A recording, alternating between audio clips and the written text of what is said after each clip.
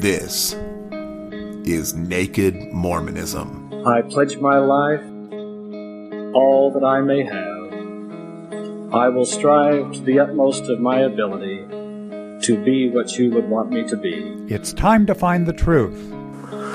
And having set our hand to the plow, we will never look back until this work is finished. Where is the church going? I have faith that the Constitution will be saved as prophesied by Joseph Smith.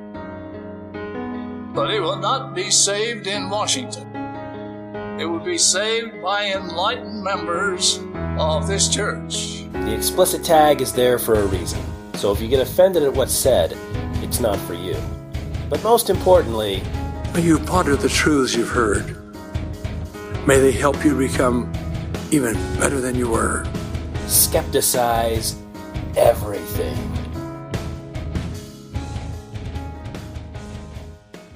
Welcome to episode 32 of the Naked Mormonism Podcast, the Serial Mormon History Podcast. Today is April 14th, 2016. My name is Bryce Blankenagel, and thank you for joining me. The last historical episode was part 2 of the March of Zion's camp to Missouri and the various problems the camp encountered along the way, and they were definitely not few and far between by any stretch of imagination.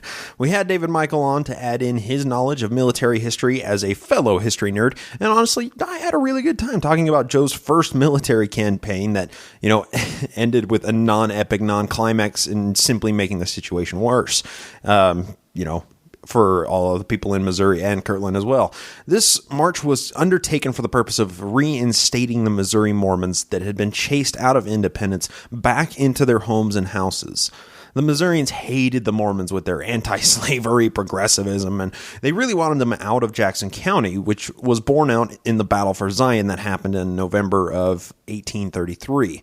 Once word came back about the Mormons being displaced from their homes while their few possessions were looted and houses were burned down, Joe decided to be the big man and organize a militia to answer violence with more violence. After many trials and tribulations, Joe ended up backing down and disbanding Zion's camp, and the Missouri Mormons were given asylum in Clay and Caldwell counties, which are the two counties just north of Jackson County in Missouri. By the time the March of Zion's camp was over, 14 people had died from cholera, and the only gunshot wound was from a man who accidentally shot himself in the leg with his horse pistol. All in all, for marching a band of 200 armed men over 1,000 miles, it's a bit surprising that this was the only gunshot wound that happened, so, that's worth giving kudos to at very least. But where the big problem sets in is when you consider the entirety of the campaign and the aftermath of it. The Missouri Mormons didn't have much in the way of supplies and staples, and that's why this march was organized in the first place. Joe wanted to help relieve the pressures that were stemming from the lack of resources in Missouri, but in Joe fashion, he Joe'd the whole thing up really bad. And he only collected barely 10% of the money necessary to help the Missouri Mormons get out of the financial hardships they were dealing with, and he still made the march regardless. The whole time Zion's camp was traversing across state lines, they were short on water and food and many other necessary staples. Once they arrived in Liberty, Missouri, riddled with cholera, they merely exacerbated the problems that the Missouri Mormons were dealing with in the first place, which was primarily just a lack of supplies. They just brought along cholera for the fun of it to add insult to injury, which actually took out Algernon Sidney Gilbert, or as we know him, Acid Gilbert. He's been a member of the church for a long time and an integral part, and he just kicked the bucket once cholera set in. It's horrible. So Zion's camp didn't even have enough supplies to make the full 1,000-mile journey back to Kirtland once things were settled in Missouri, forcing a small contingency of them to stay behind, while Joe's closest posse took the last remaining money and supplies to finance their own trip back to headquarters in Kirtland, Ohio. After all was said and done, Joe only made the Missouri problem exponentially worse and served to drive a wedge in the negotiations that were underway between the Missouri Mormons and the other people living in Missouri that had chased them out of Jackson County. I'm convinced that the only way this could have gone worse is if there was indeed a firefight between Zion's camp and Missouri militia. But even then, it could have been woven into the fabric of the Mormon persecution complex, which would have possibly made the march more successful in the grand scheme of things. All things considered, I'm pretty sure that what really happened was the worst possible scenario, and is the most monumental fuck up in all of Joe's history up to this point. I mean, he really Joe'd this one up. We ended the episode with talking about Sylvester Smith, no relation to Joseph Smith, and his constant nagging voice of dissent during the whole march. Once they arrived back in Kirtland, Sylvester tried to bring up charges against Joe, and, the allegations of it are a little bit fuzzy, but, Sylvester was, of course, subsequently excommunicated for his misdeeds.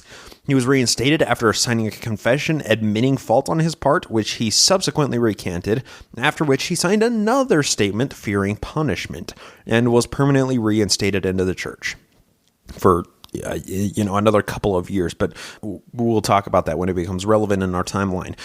For today's episode, we're just going to cover that trial in detail. That's it for the roundup of the last historical episodes. Let's get into the meat of today's episode, the aftermath of Zion's camp. Let's begin by trying to parse out the details in the case of Sylvester Smith v. Joseph Smith. When the small contingency of Zion's camp returned to Kirtland, Sylvester brought up unknown charges against Joe, and a disciplinary council was held to determine guilt on the part of Joe. This is from the History of the Church, Volume 2, starting on page 147. Quote, "On the 23rd of August, a council was convened for the purpose of hearing the resolutions designed for the Star, which were to be drawn up by elders Oliver Cowdery, Thomas Burdick, and Orson Hyde, on the subject of the difficulty existing between President Joseph Smith, Jr. and Sylvester Smith. Elder Reynolds Cahoon presided in consequence of the ill health of Bishop Whitney." End quote. And then it goes on to detail the legal statements made concerning the matter. Quote, "Whereas, a report having come to this place censuring the conduct of President Joseph Smith, Jr. relative to his proceedings during his late journey to and from Missouri, and whereas said report was calculated to create an unfavorable influence as regards the moral character and honesty of our brother, it becomes necessary for us to investigate the matter and report the same to our brethren abroad. Therefore, resolved, that after hearing from the mouths of some that a suspicion rested upon their minds relative to the conduct of our president as regards to his honesty and godly walk, we have investigated his whole proceedings by calling upon those who accompanied him to and from Missouri. And we are happy to have it in our power to weigh to our brethren abroad on and all that we are satisfied with his conduct, having learned from the clearest evidence that he has acted in every respect worthy of his high and responsible station in the church, and has prudently and cautiously preserved the good of the society at large, and is worthy of our esteem and fellowship, and that those reports could have originated in the minds of none except such as either from a natural misunderstanding or natural jealousy are easily led to conceive of evils where none exist." End quote. Basically, it's saying that the only person that could possibly bring up such charges against Joseph Smith, against his righteous walk and his godly, honest and godly walk, was a person that has a natural misunderstanding or a natural jealousy, apparently. So right at the onset, it's invoking these ad hominem attacks against Sylvester Smith for even having the balls to bring up these charges against Joseph Smith. It goes on from there, but that's the gist of what we need to start our discussion. So put yourself in the position of these elders that were called to hear this case. The elders that were listed at the beginning of the excerpt were all good friends of Joe, and probably considered any criminal allegations against him to be the work of the devil or somebody that has a misunderstanding or a jealousy for it, Joseph. Let's run a hypothetical for a minute here to try and bring it all to reality. When I was talking to David, he speculated on the possibility that Joe was getting a little frisky with one of the few women that were involved in the march on Zion's camp. For the sake of argument alone, let's take that for granted and assume that the charges Sylvester brought up against Joe were adultery charges. That fits the bill for the allegations of dishonesty or an ungodly walk, and it's perfectly in line with what Joe has done before and would later do at a systematic level in Nauvoo. Now, I'll say at the onset, given the content of the court proceedings that we'll read here pretty soon, this doesn't seem very plausible. It seems like that would be a main point of contention if that were indeed the case, but it doesn't really come up. So it doesn't seem plausible that this is actually what happened, but we're merely granting that Joe got a little frisky with one of the 10 women in Zion's camp just for argument's sake here. So if that did happen, picture yourself in the shoes of Sylvester during Zion's camp. Everything has been absolute shit up to this point. More like everything has been a shit volcano exploding during a shit hurricane, confluencing with a shit tornado to make the perfect shitstorm. But, that might be a little bit hyperbole. I mean, think about it. You're hungry, you've been eating shit food for days, drinking water that smells like shit, not bathing, probably covered in your own shit. The horses aren't eating their usual diet, and neither are you, so everybody's shitting uncontrollably. You have to sleep on horse shit covered ground, fueling the fire with dried cow shit, which makes all the shit birds and shit rabbits you cook taste like shit. The rain won't stop turning the ground into shit mud that breaks the shit-covered wagon wheels that bind up and break and shit. Every time some shit goes down in the camp, Joe hops on his high shit horse and gives a shitty speech about how shitty your life is because of your shit sin. I mean, have I painted a shitty enough picture for you? No? Well, everything that facilitated this shit militia was all due to the shit the Mormons were catching for not wanting to own their ultimate unpaid shit takers, aka slaves, and the Mormons had their shit shot up because of the shit mob of shitty slave owners in Missouri. But you don't own any slaves, so you don't have a dog in this shit fight. And all of this shit is leading up possibly to the biggest shitstorm firefight between battling shit armies that don't want to deal with each other's shit. I would feel pretty shitty in this situation if I were there, and understandably you would too. So maybe, as Sylvester, you get up in the middle of the night to take a violent shit, and you happen to look over at the prophet's tent and hear what sounds like a horny bear mauling a $5 hooker. Suddenly the noise stops, and 2 minutes later, one of the 10 women involved in Zion's camp emerges from the tent with a shameful or devious look on her face. Of course, you don't want to be seen, so you hide behind a tree to watch the scene play out. The woman straightens herself up, fixes her hair and whatnot, and then walks to the tent where her husband and child are still fast asleep.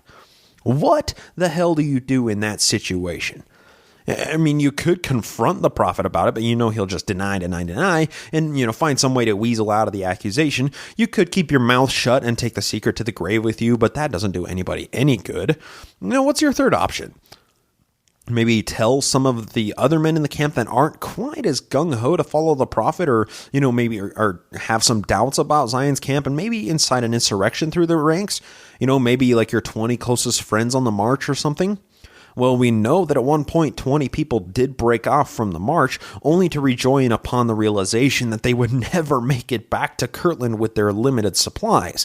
We also know that Sylvester tried to charge Joe with ungodly conduct once they returned to Kirtland, the details of which we'll get into here. Now put yourself in Sylvester's shoes upon returning to Kirtland. You know what happened, and you want other people to know about it, but the only recourse for action is bringing the charges into a disciplinary council that's chaired by Joe, his best friends, and closest colleagues. It's like trying to file a complaint about the Hanford nuclear site to the executives and lawyers of the Hanford Nuclear Center to try and bring criminal prosecution for the environmental damage that they've done. And then, of course, Hanford would have, in this case, hold their own court proceedings in their own court with their own judge, juried by stakeholders in the company. So, when Sylvester brought up these charges against Joe, he was just simply not going to win this fight. And we see that in the statement released by the presiding elders of the church that we just read, talking about somebody that is bringing up these charges, obviously has a natural misunderstanding or a natural jealousy. And, he conceived of evils where none existed. So, the shit that Sylvester was trying to trudge through right now, we can see it's getting a little bit deep. But Joe wouldn't take these allegations lying down, of course, and he had to react in a familiar fashion. Just like Joe filed a complaint against Dr. Philastus Hurlbut after Hurlbut filed his complaint against Joe in order to maybe try and muddy the legal waters, Joe did the same thing with Sylvester. And this is what we find in the History of the Church, Volume 2, starting on page 150, quote, August 28, 1834. This day the High Council assembled according to the Bishop Whitney to try Brother Sylvester Smith charged with a misdemeanor. The following is a copy of the complaint. Sir, I prefer the following charges against Sylvester Smith, a high priest of said church. First, he has refused to submit to the decision of a council of the high priests and elders of this church held in this place on the 11th of this month, given in a case of difficulty between said Sylvester Smith and Joseph Smith, Jr. Second, he continues to charge said Joseph Smith, contrary to the decision of the before-mentioned council, with improper conduct in his proceedings as the president of the Church of the Latter-day Saints during his journey the past season to the state of Missouri. As these things are exceedingly grievous to many of the saints in Kirtland and very prejudicial to the cause of truth in general, I therefore require that you summon the High Council of this church to investigate this case, that a final decision may be held upon the same. I say the High Council because it is a case affecting the presidency of said church. Signed, Sidney Rigdon. End quote.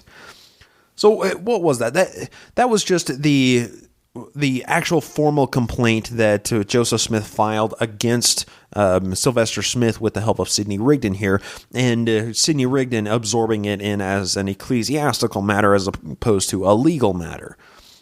I mean, did we expect Joe to act in any other way? I mean, as soon as Joe was charged for doing something unbecoming of a prophet, he would manufacture allegations against the person that charged him in the first place. I mean, it's a classic case of misdirection, and it fucking worked because the leadership of the church obviously sided with the infallible and pious prophet Joseph Smith. Jun.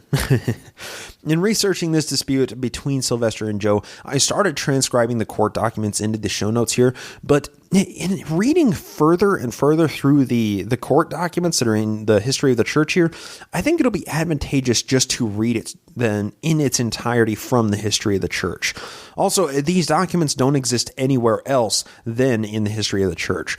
Normally, I won't read this much straight from the church's own history because it's good to go to other sources to find concurring evidence, and it's not a good idea to rely on one source for an occurrence like this. But this is the direct recounting of the court minutes during the 7-day-long court proceedings. Of course, I'll be reading it straight through, but offering my own commentary as we chug through it. This is starting on Volume 2, page 151 through 160. I'll also be ignoring anything that's like redundant or boring or not interesting. We're just focused on a few different situations that happened in here. Before reading this passage, I've read it through twice now, so I feel like I'm somewhat familiar with it. But there were a few situations where Sylvester Smith could have been in the wrong, and guilt is basically determined on the part of Sylvester Smith. We'll find out at the end of this. But there was an incident with a blanket, an incident with bread, an incident with deciding if the Zion's camp was going to march out into a prairie and camp there that night, or if they were going to stay on the edge of the prairie and go there the next day, in which Hiram Smith and Lyman White sort of had a disagreement with Joseph Smith, and that's when the 20 men broke off. And then, of course, there was the dog incident, and we'll talk about all of these incidents as they come up in the court documents here. But just so you know, those are the 4 main incidents that we're talking about here, and as they come up, it'll start making a little bit more sense. Kirtland, Ohio, August 27th, 1834. Brother Sylvester Smith, whereas complaint has been made to me by Counselor Sidney Rigdon, setting forth that you have been violating the laws of the Church of the Latter-day Saints, you are therefore notified to appear before the High Council of High Priests, to be held in the Council House in Kirtland on the 28th day of August at 10 o'clock a.m. to answer to said charges, agreeably to the laws of the Church. Signed, Newell K. Whitney, Bishop. That's Father Whitney. The council was organized and complaint read. It was agreed that 6 counselors speak on the case. The bishop then charged the council in the name of the Lord to act according to truth and righteousness. Elder Reynolds Cahoon, this is the first testimony we're going to hear, testified that the testimony given before a council on the 11th instant was that President Joseph Smith, Jr. had conducted himself in a proper manner while journeying to and from Missouri, and that the council considered that Sylvester Smith had accused President Smith wrongfully wrongfully and was entirely in the fault. He further considered that everything bearing on or relating to this affair had been brought before the council, and from this they gave their decision. All right, there we go. That's the first one. We have Reynolds Cahoon here was obviously in unfaulting agreement that Joseph Smith was, of course, never in the wrong in any case going on in Zion's camp, and Sylvester Smith bore all of the responsibility for any wrongdoings that were going on. Elder John P. Green concurred in the foregoing statements, and he supposed that Brother Sylvester on the 11th instance saw the affair in the same light in consequence of his, meaning Sylvester's, saying at the time that he was not previously aware of the spirit that possessed him at the time he made his charges against President Joseph Smith. So John P. Green here said that, hey, so I was talking to Sylvester, on the 11th when the first court hearing happened, and he was saying that he didn't know what possessed him to bring up these charges against Joseph Smith. It was obviously he was in the wrong, though. So, another dude siding with Joseph here.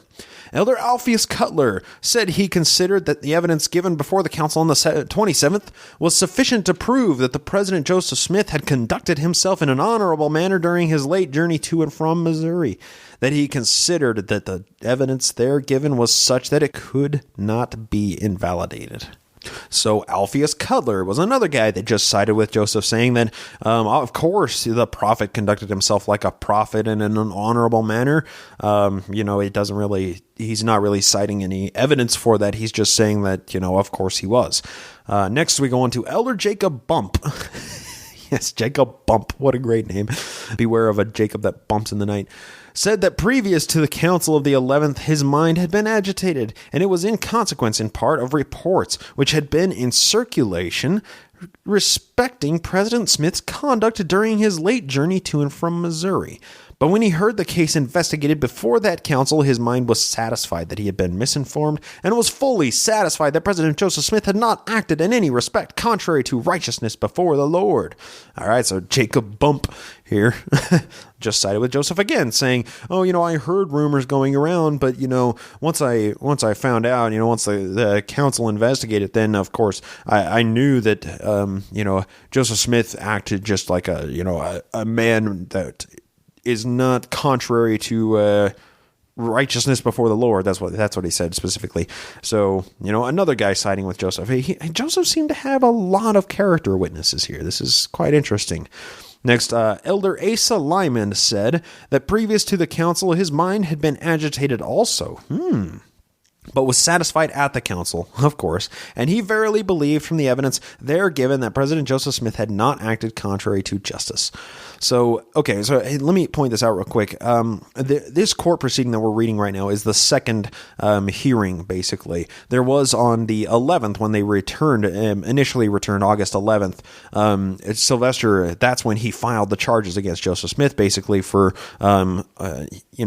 walking in an ungodly way or whatever it is. It's really worded ambiguously. So this that we're reading from is the actual court hearing, not the complaint that was filed on the 11th.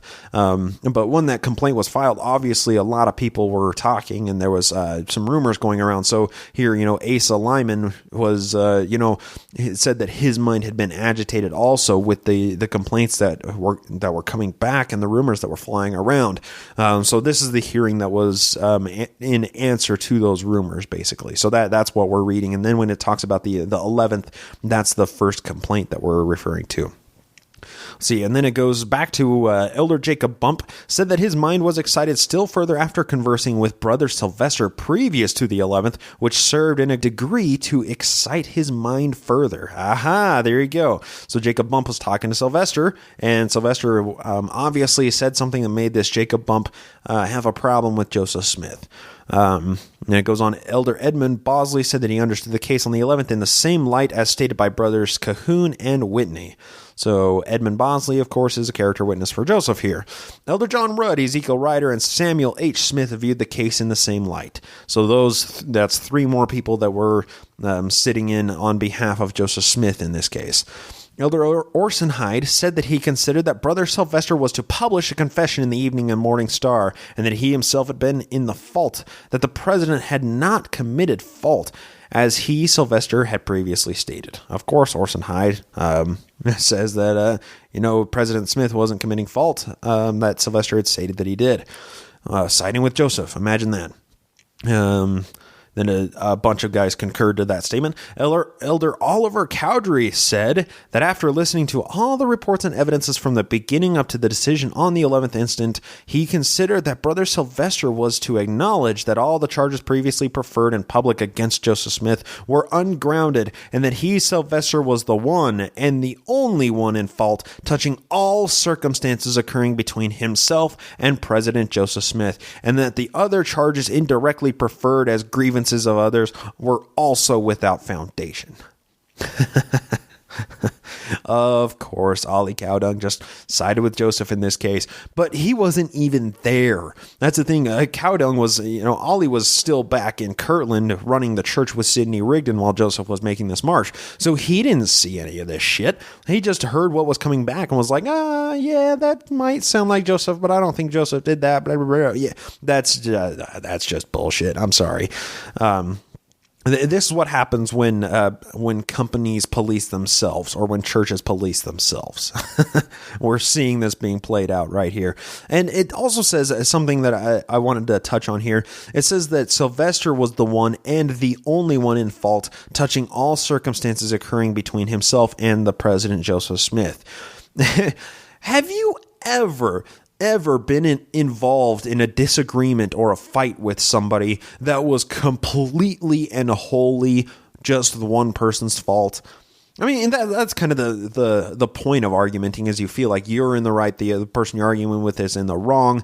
But when something goes down, when you get in an actual fight with this person, there's fault on both sides. The fault never comes down to just one side. That's completely and utterly absurd, especially given some of the circumstances we're going to talk about. So, where Oliver Cowdery says that, well, I heard all the rumors, I heard what everybody was saying, and obviously, President Joseph Smith is not in any fault, and Sylvester was the one and the only one with all of the fault. Isn't that just amazing? Isn't that great? This is what happens when companies police themselves or hold their own court hearings determining their own fault. Shit like this just gets swept under the rug. Let's see. Elder C. Durfee said he considered that President Smith was acquitted as not being guilty of any misdemeanor before the council on the 11th. Of course,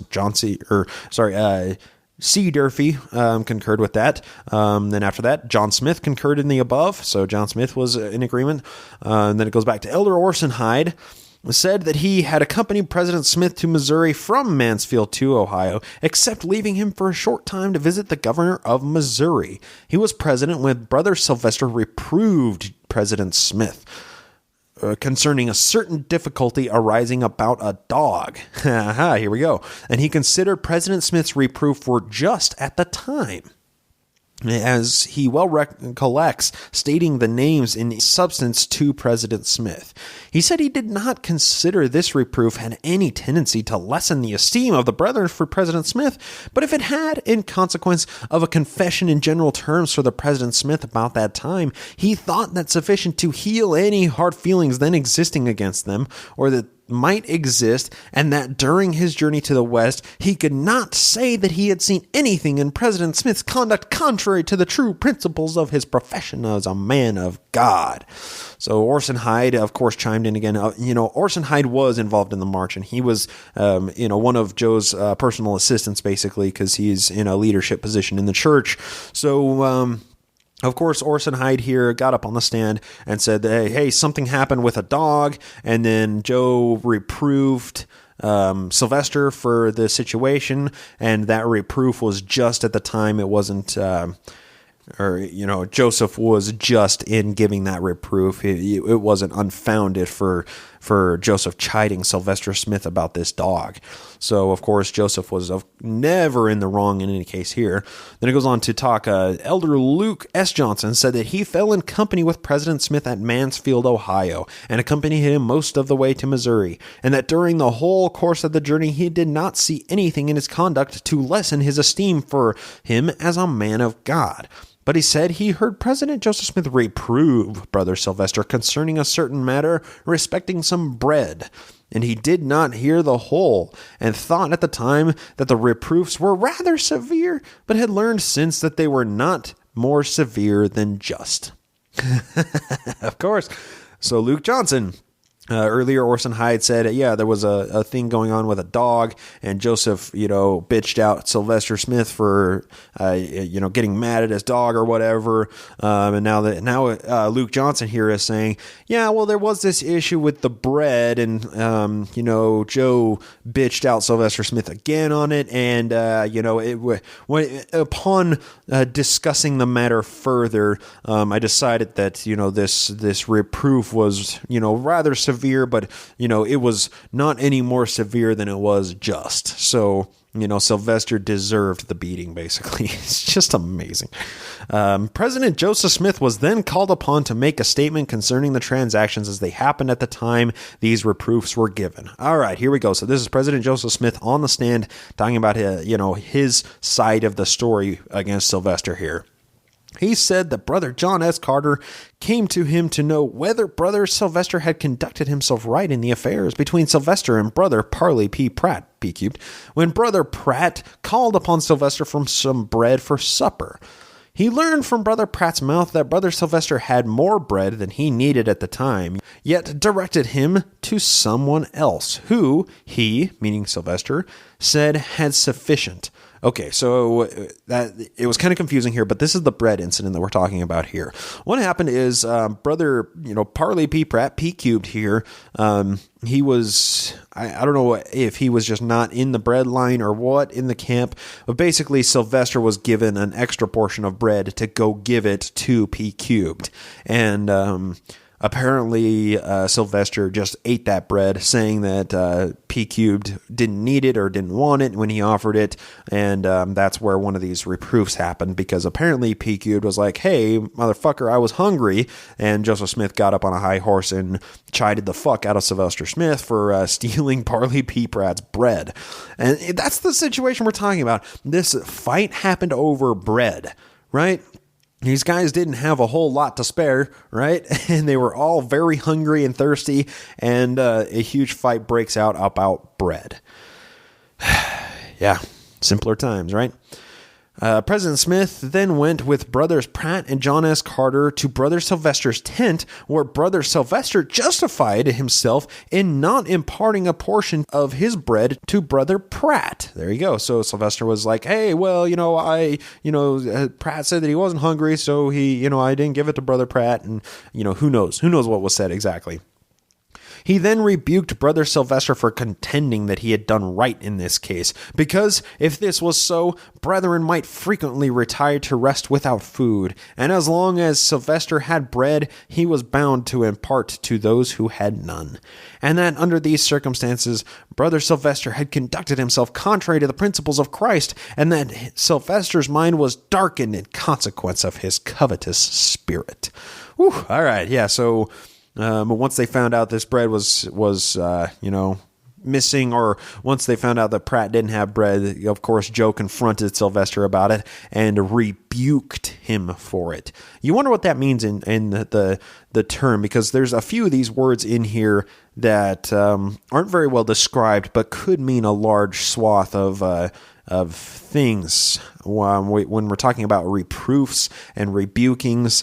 So you wonder what these reproofs and rebukings mean exactly, because it could be as simple as like, hey, bro, you shouldn't have done that, and ranging all the way up to a beating or a whipping or something like that, and everything in between. So you wonder, it seems like one of the sticking points here was whether or not these reproofs were actually just, or if they were too severe. And I think that's where Sylvester Smith felt wronged by Joseph Smith so much, was that he was kind of the dude that Joseph was always bitching at about things that were going wrong in the camp. And any time that Sylvester did something wrong, Joseph just used him as the whipping boy, basically, to make him an example to everybody. So, who knows? Who knows what was said? Who knows what was done? And, if fists were flying or anything like that, I have no idea, because it's all written very ambiguously like this. Let's see. Then it goes on. August 29th, the next day, the council being organized in due form, the lead testimony was conducted as followed. Elder Luke S. Johnson, we get him back up on the stand, said in relation to a circumstance that occurred on the 25-mile prairie in Missouri. Okay, so here is the prairie incident that I was talking about with the disagreement between Lyman White, Hiram Smith, and Joseph Smith here. The 5-mile prairie in Missouri, that by a direction from the leader of the camp, he had been back to inspect the crossing at a certain creek. That when he came up with the camp, he found it moving, and as he was behind, he went on till he came up with Brother White and Sylvester's company, and found them on the road building a fire to cook supper. As the teams passed on, Brother Sylvester called to the leaders of the companies, those who were yet behind, and asked them who they were following, whether General White or some other man. Some hesitated a little and went on. After taking supper, he, meaning Luke, went on with their company. All right, so this is what happened with Sylvester Smith and the 20 dudes that broke off. Apparently, there was a dispute between who was leading the camp, if Lyman White, General Lyman White, was actually the commander, and who was going to decide whether they were going to march across the 25-mile prairie, or if they were going to camp the night in the middle of it, or if they were going to avoid it, basically. Apparently this is where this breakoff happened, and Sylvester Smith was able to pull off 20 people by himself and say, we're staying here. You guys can go out into the prairie and die tonight. That's cool. They're going to ambush us if we get out there and camp there out in the middle of a field. We're just going to be laid under siege. So we're going to camp here on the edge of the 25-mile prairie, where there's cover, where there's trees, where we can camp in safety. And then the next day we'll cross the 25-mile prairie. But, apparently that was a bad idea, according to Hiram Smith and Joseph Smith, and they disagreed with it, and that's when Sylvester was able to peel these 20 guys off. It goes on to say, of course, this is from Luke Johnson that's talking about this. He came up onto the camp. He rode up and saw that Sylvester and these other guys were sitting there not moving while the rest of the camp was moving. He's like, what the hell's going on? And that's when Sylvester was like, who are you following, General White or another man? And that's when some problems really started going on here. And then, of course, Luke Johnson rode up to the front of the camp to join up with Joseph Smith. Then Luke Johnson goes on to say, when he came up with the camp from the creek, he found that the ensign or flag commonly carried ahead for the camp to follow was then moving forward. He further said that he understood that Joseph was appointed to lead the camp, that he always, or generally, gave orders when the camp should move forward, and when it should stop, that when on his way to the creek the second time, he met President Smith, who told him that Joseph should order the camp to move into the prairie. When the camp came to order on the prairie in the evening, Brothers White and Sylvester were called upon to state why they had sought to divide the camp. They both acknowledged that they had been out of the way by doing so and were reproved for their conduct. There you go. So Sylvester Smith and Lyman White apparently were together in this break-off thing, and they apparently admitted their wrongs, and they were reproved for doing so.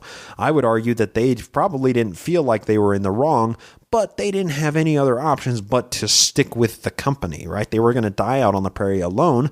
They would probably, whether it was by ambush or starvation or whatever, and they couldn't go anywhere in Missouri. That's where where the camp was already heading in and of itself. I mean, were they just going to try and go a different route to Missouri? No, there was only one route, and that's the route that they were taking, really.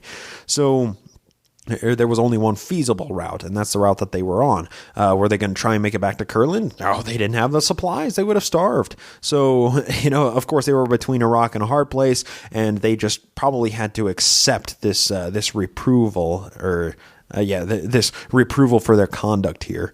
It goes on to say, relative to an assertion heretofore made that President Smith did at the time throw a trumpet or a horn at Brother Sylvester. He did not consider at the time that the president had any intention of throwing it at Brother Sylvester, because he might have hit him with it. Being so near to him as he was, it only fell to the ground near them, himself and Brother Sylvester, but supposed that he had had it in his hand and only threw it down as usual. He further said that the reproofs given by President Smith at the time were no more severe than he had often heard him give previously, and that he did not consider him angry as he had been represented. I think this is revisionist history in the making right now, because that's just insane that President Smith did at the time throw a trumpet or a horn at Brother Sylvester. Oh, that's so great. That's the accusation here, is that Brother Joseph threw this trumpet or a horn at Brother Sylvester. So that was one of the other incidences that I forgot to mention as well. Is there was this trumpet incident, and then Joseph was like, I didn't throw it at him because I was so close to him, I would have hit him.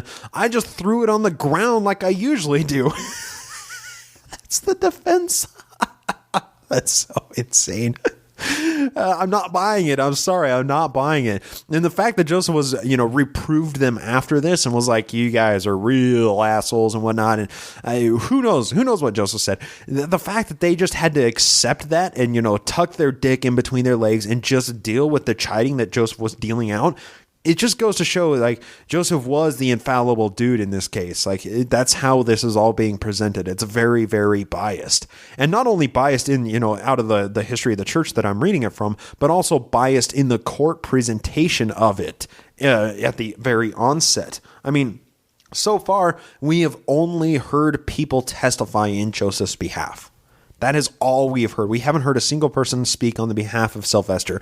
Every time one of these people has said, well, Sylvester did have some good arguments, but, the more I thought about it, the more I talked to Joseph Smith or whatever, the more I realized that the chastisements were just and not too severe. So that's, everything is extremely biased in this case. It's the same thing. Like I said, it's what happens when a company sets up its own disciplinary tribunal or whatever. That's a big problem. Companies can't police themselves. They need a proper set of civilian oversight. Anyway, Elder Hiram Smith said that when the camp first came to the creek, he and Brother Joseph were forward. Now, while the teams were crossing, Brother Joseph asked whether it was advisable to move into the prairie to camp. After consultation, it was first advised to camp in the bushes in the edge of the prairie. So this is some of the details of how the 20 men broke off. While making preparations to encamp, they were informed that a mob intended to attack upon them that night. They further consulted upon their situation, and himself and Brother Ezra Thayer, were requested by Brother Joseph to go on to the edge of the prairie where they might encamp. They looked out at a place, but it was near the bushes, and Brother Joseph gave an order to go forward onto the prairie. Some complained of the order because they could not find fuel with which to cook their supper. That's a legitimate complaint. If you're out in the middle of a prairie, there aren't many trees, you're not going to have, lots of dead wood that you can burn with to burn and cook your supper with. That's a legitimate complaint. It goes on to say they were then told it would be advisable to carry wood for that purpose. That makes sense. Some further remarks were offered on the subject of a visit from a mob, and preparations were made with the guns, etc. Some fears were entertained for the teams and families yet crossed the creek, and it was thought advisable to send back a company, among whom was Luke Johnson, to guard and assist them over. He then took the flag or standard as he had previously carried it, and gave the word to move forward, and the teams immediately began to follow. After the company had come upon the prairie, himself and Elder Roger Orton received an order to call on Lyman White to place a strong guard around the camp that night. But he, meaning White, refused doing anything further because he supposed that Hiram had ordered the camp to the prairie without an order from the commander of the company. All right, here we go. So apparently, this is how it's being presented. I'm not sure if this is accurate or not, but there was threats of a mob attack that was going to be, it was going to happen in the middle of the prairie if they did camp on the prairie here.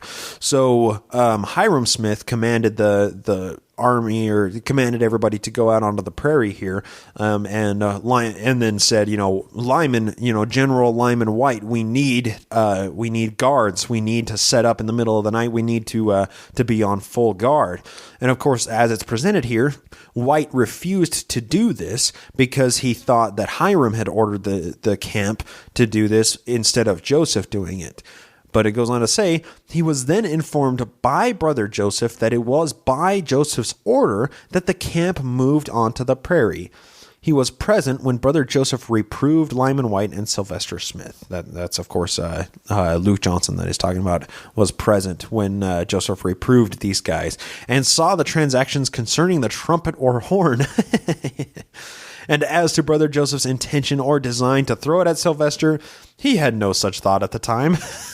Of course, he just threw it on the ground. Joseph just picked up one of the guy's battle marching horns, and he was going to throw it at Sylvester, but then he just threw it on the ground instead. That's insane. That is just absurd. I'm sorry.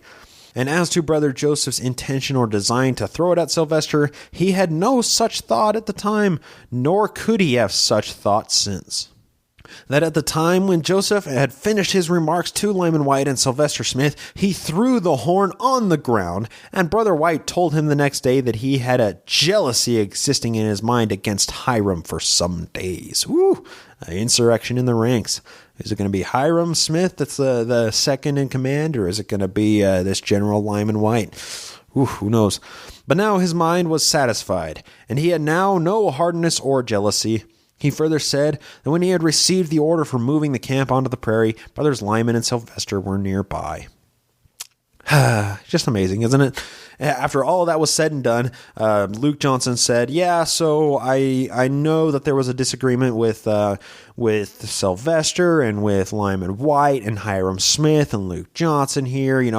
I'm aware that there were some problems going on. Oh, Hyrum was the guy testifying here, not Johnson. So I know that there were some problems going on, but... Joseph might have wanted to throw a horn or a trumpet at somebody, but, he just threw it on the ground. And, after all is said and done, Joseph wasn't in the wrong. Yeah, of course, Joseph was never in the wrong here. That's just absurd. I'm just amazed by this. It's just such a whitewashing of what must have really happened. There's no possible fucking way that Joseph was the infallible dude in all of these instances. There's no way that he wasn't adding fuel to the fire, that he wasn't, doing like the "what's up, bitch" to Sylvester anytime that Sylvester would try and, raise up against him or try and, be part of an insurrection. It's just... Joseph, I think he was just kind of a douchebag here. And, obviously at the end of the day, everybody's siding with him. The next testimony that we hear is Elder Brigham Young. That's exciting. Said that when he was in company with President Joseph Smith Jr. from about 27 miles of this place, Kirtland, till they arrived in Clay County, Missouri, that at the time the difficulty occurred on the 25-mile prairie when the camp was divided, he concurred in what Brother Hyrum had said, and that he could not relate it any more circumstantially than he had done. He further said that he had not seen anything in President Smith's conduct to justify the charge previously made by Brother Sylvester, that his heart was corrupt. So far from this, he had not seen the least shadow of anything of the kind. He had said he had not seen anything in Joseph's conduct during the journey to the West unbecoming his profession as a man of God. Just amazing.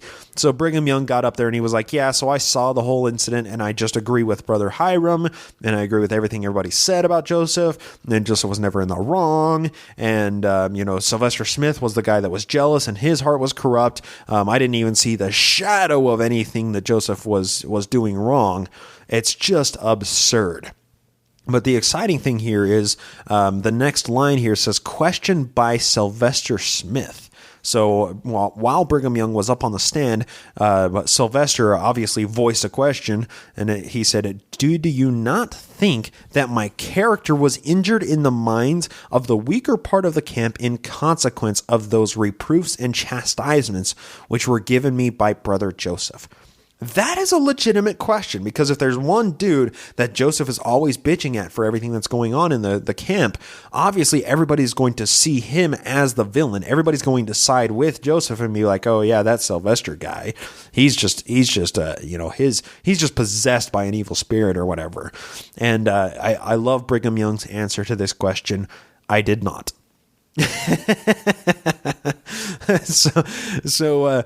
Sylvester was like, did you think that, the reproofs and chastisements were a little bit harsh? Brigham Young, nah, I don't think so. Joseph had that fucking court wrapped around his finger. It's amazing. It goes on. Elder Young said in regard to a certain difficulty over a dog, here we go, here's the dog incident, that on a certain evening after crossing the Mississippi River, Brother Sylvester came up with the remaining part of the camp when the dog came out and barked at him. He knew not whether the dog bit him or not. Aha, here we go. Here's the great dog incident of 1834 here. So, yeah, that's interesting. This is what even Brigham Young was like, I don't know if the dog bit Sylvester or not, but there was definitely an incident between Sylvester and a dog here. And it goes on to say, it really details this out a little bit more. I like this. The next morning, after hearing considerable complaint and murmuring concerning the dog, President Smith spoke to several brethren present and said, now it's quoting Joseph Smith apparently, I will descend to that spirit that is in the camp to show you the spirit you are of, for I want to drive it from the camp. That man that kills that dog or my dog, I will whip him. And he thought that about this time, Brother Sylvester came up and said, if that dog bites me, I will kill him. Joseph replied, if you do, I will whip you. Sylvester said, if you do, I shall defend myself the best way that I can. Brother Joseph then said that he would do it in the name of the Lord. Oh my God, that is amazing. So Joseph's, let's construct this. Let's try and reconstruct this. Joseph's dog came out of Joe's tent or whatever and bit Sylvester Smith, barked at him, bit him. Who knows? I would assume that if it was just barking, it wouldn't be a big deal. But if the dog would have bit Sylvester Smith, it would make sense that this is actually coming up in the court hearing. So Joseph would later on go to say, if that man kills my dog, I'll whip him. And then Sylvester was like, hey, if that dog bites me, I'll kill him. And then, Joseph said, if you kill the dog, I'll whip you. And Sylvester said, yeah, you fucking go ahead and try to whip me because I will fucking kill you. I will take you down. I will go hand to hand and, I will do my best to defend myself to the best way that I can. That's what he said. And Brother Joseph said that he would do the whipping in the name of the Lord. What a douche. Seriously, this is like quintessential epic douchebaggery of Joseph Smith right here. Anytime he was in the wrong or something that he didn't agree with happened, he would just default to saying, well, then I'm just going to do it in the name of the Lord and you can't say shit about it. That's just absolutely insane. And then it goes on to say, because this gets so much better, the way that Joseph is able to spin this shit just blows my mind. President Smith then asked the brethren if they were not ashamed of such a spirit. Said he, I am. What a fucking dick. So Joseph was like, at the beginning of his sermon, he said, I will descend to that spirit that is in the camp to show you the spirit you are of. So that's apparently what Joseph was doing here. He was boiling this all down to a lesson. And he said, he pointed out that this is the spirit of the camp and that this is how stupid everybody is acting. And this is how he is able to justify it. He then proceeded to reprove them for condescending to that spirit, that they ought to be above it, that it was the spirit of a dog, and men ought never to place themselves on the level with the beasts. Oh no, humans aren't beasts, but be possessed of a more noble disposition. He, meaning Joseph, then said he had condescended to that spirit in order to show the spirit which was among them. What a bitch. What a little bitch about all of it, right? He's saying the only reason that I got mad and I did this and I said these things was so I could point out that you guys are all being assholes to me. That's such a little bitch move on Joseph's part. That pisses me off. And it goes on. Elder Young further said that this explanation gave general satisfaction, and the most of the brethren saw that he had only made these remarks for the purpose of instructing them and warning them against such a spirit of disposition. A couple brethren agreed. And then we have Elder David Elliott, that was up on the stand, said he was not present when these reproofs were given in the morning, that the circumstances were related to him afterwards, which unfavorably affected his mind and gave him some disagreeable feelings. That at noon he heard President Joseph give a further explanation which perfectly satisfied him. Of course, so David Elliott had problems with what was going on. He had a little bit of cognitive dissonance about the prophet, and then all it took was one little discussion with the prophet. And then, he was satisfied. It's amazing. He thought that Joseph was no longer in the wrong here with one conversation with him. He further said that during the forenoon, he learned that there were many of the brethren dissatisfied with President Smith's remark in the morning concerning the dog, but that after the explanation at noon, so generally given, he thought that everyone in the camp might have understood President Smith's purpose. What a bitch. That's the whole thing. It's just like, by the end of it, he's like, well, it was a lesson that Joseph was trying to teach us. So, by the end of the day, everybody knew in camp that, Joseph was just being our one true spiritual leader here. No. Joseph was just being a petulant little bitch about all of it. And then it's borne out with the historical record that we're reading right here. Elder Lorenzo Booth, that's the next person we had on the stand, concurred in the statements of Elder Young, though he was not present in the morning that the reproofs were given concerning the dog, that he was with President Smith from 27 miles from this place in Kirtland to Missouri and part of the way home, that he did not see anything in President Smith's character derogatory to a man professing religion, that he was present during a certain transaction which occurred during their journey home, respecting certain articles of bedding, that he had heard since his return that President Smith and Ezra Thayer had fought, that he was present during the whole transaction and there was no fighting. So this is one of the incidents I'll talk about, the blanket incident. So, but before discussing that, Lorenzo Booth here was just one more witness that was called up onto the stand in support of Joseph Smith. So far, we've had every single witness has been on the behalf of Joseph Smith, and we haven't had a single character witness on the behalf of Sylvester Smith. That's worth pointing out, at very least. So this article with the bedding that happened, apparently, actually, he goes on to detail it pretty well here. He further said, in relation to a certain report which had come to his knowledge since his return from Missouri, that President Smith had taken a bed quilt, which was not his property, that while at New Portage, Ohio, on their way to Missouri, one of the brethren gave Joseph 2 bed quilts, which Booth had charge of, as he was the individual who drove the team for Joseph Smith and had charge of the baggage, that before leaving Clay County, Booth took them to be washed, and after starting for home, he put them on board of the wagon, the baggage of which he had the charge during their journey home. And he brought the same back with him, has seen them since, and knows that one which was said to be the property of another individual is the one which was given President Smith at Norton. Okay. So not only were they fighting about bread, they were fighting about bed quilts. Obviously, those were in short supply, and they were a very nice commodity to have out on the cold, plain nights. This is pretty, this is during the summer, but obviously during the dead cold of night, they probably wanted some blankets, and apparently Joseph Smith allegedly took one of the bed quilts that was not his. But Booth, the guy that's on the testimony, Lorenzo Booth, apparently he was in charge of the quilts, and he apparently said that Joseph Smith, maybe he took the quilt, but since then he's seen the quilt and he knows that it's in his possession, and that the quilt in question that people are accusing Joseph Smith to have stolen was one that was given to him at Norton.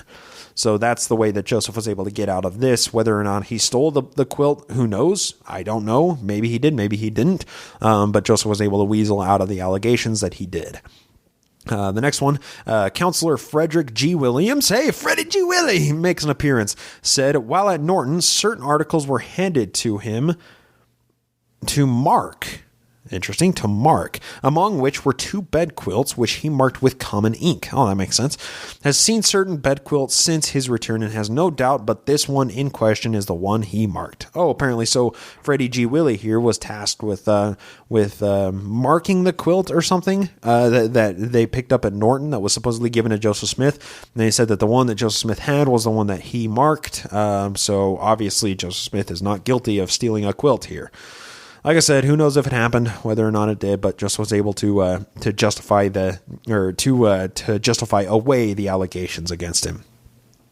Elder Brigham Young, back up on the stand, further said relative to a difficulty about some bread. Oh, here's the bread incident, of course.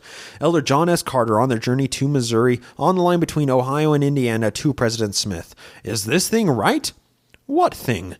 Concerning Parley P. Pratt's asking Brother Sylvester for some bread for supper. He then learned that Brother Pratt had asked Brother Smith for some bread, that Sylvester had bread at the time, but directed Brother Pratt to someone else, who Sylvester said had sufficient. That Elder Pratt called upon that individual and could not obtain any, that he was present when Brother Smith told Brother Sylvester that he had not acted right in the manner that he ought to impart when he had it, instead of directing one where he was not certain he could obtain, that by doing so some might be deprived of food at times. Yep, here's the bread incident. Apparently, Parley Pratt came up to Sylvester and was like, hey, did you get that bread for me? Sylvester was like, hey, no, that dude over there has some. Go get some bread from him. I don't have any for you. And then Sylvester ate 2 portions of bread or whatever. And then, Parley Pratt went to bed hungry that night. And that's stemming a lot of the problems here, because Parley Pratt wasn't very happy, and Joseph really, really liked PQ. That was one of his close personal buddies. So when somebody pisses off his buddy, of course, Joseph is going to take actions against that person that pissed him off, namely Sylvester Smith. So that's the bread incident.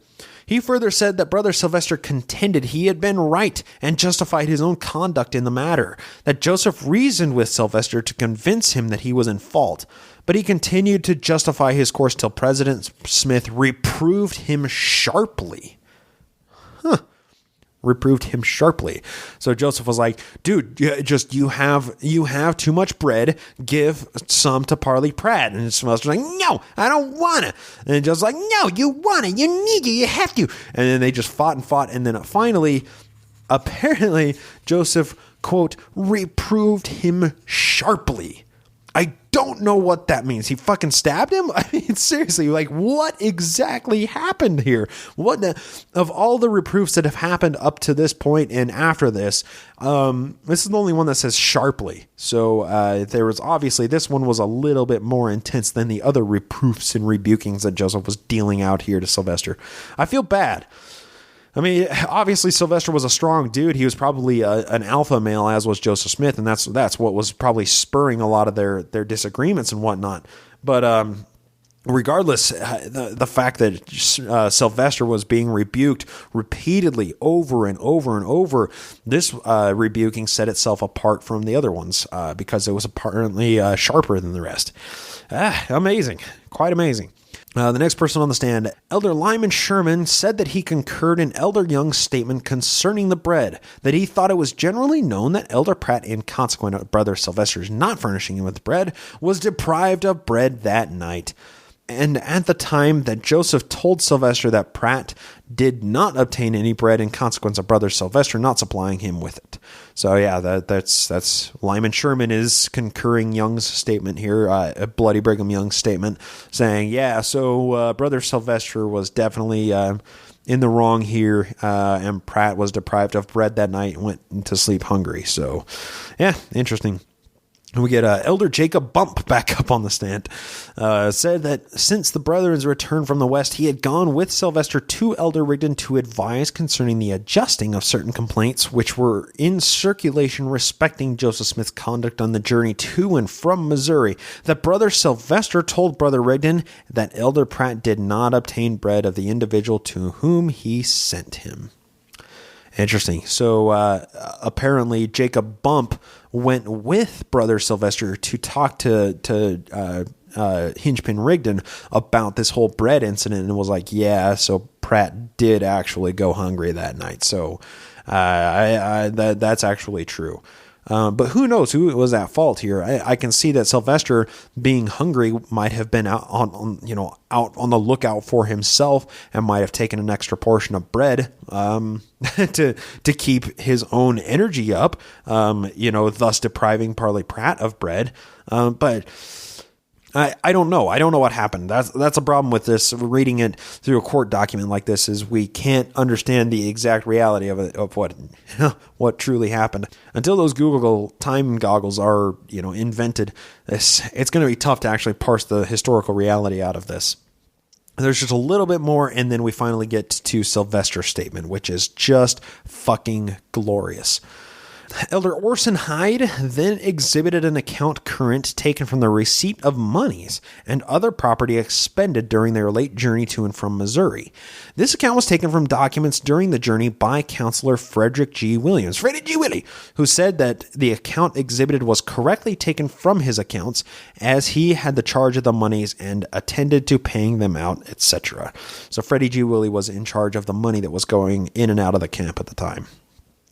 The case was then submitted to the council, and the counselors severally spoke in their turns, followed by the complainant and accused. As follows, blah, blah, blah. It just tells the time stamps of how much time each of the people spent talking.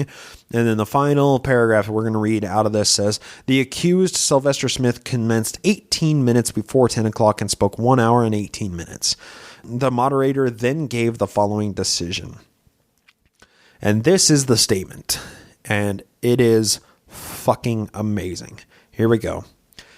That if Brother Sylvester Smith will acknowledge the following items of complaint before this council and publish the same in print, that he can remain yet a member of this church. Otherwise, he is expelled from the same. First, he has acknowledged that he has wickedly and maliciously accused our President, Joseph Smith, Jr., with prophesying lies in the name of the Lord, once on the line between Ohio and Indiana, and at another time after crossing the Mississippi River, and at another time after leaving the church in Missouri at Florida.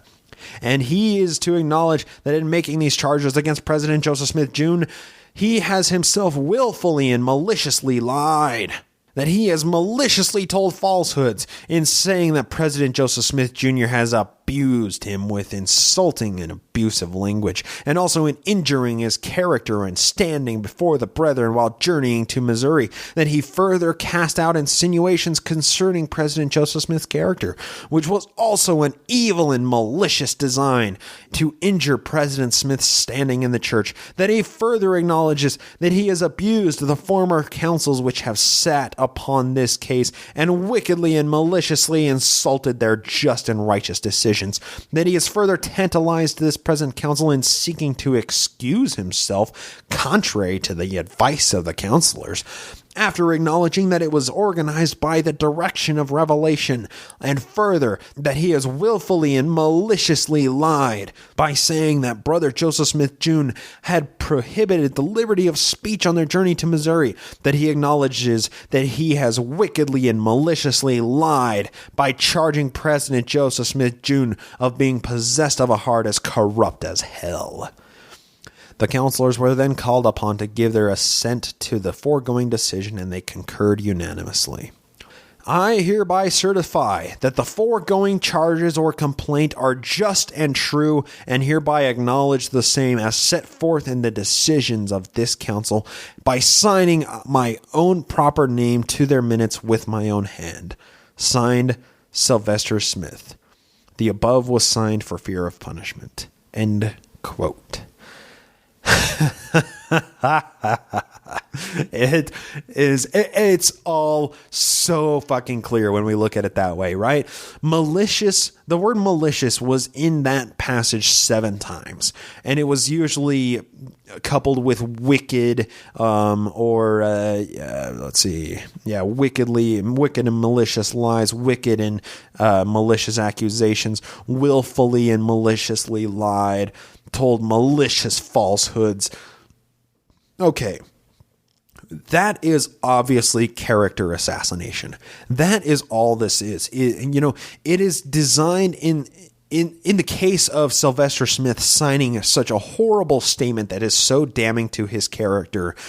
That is all that Joseph was doing at this point.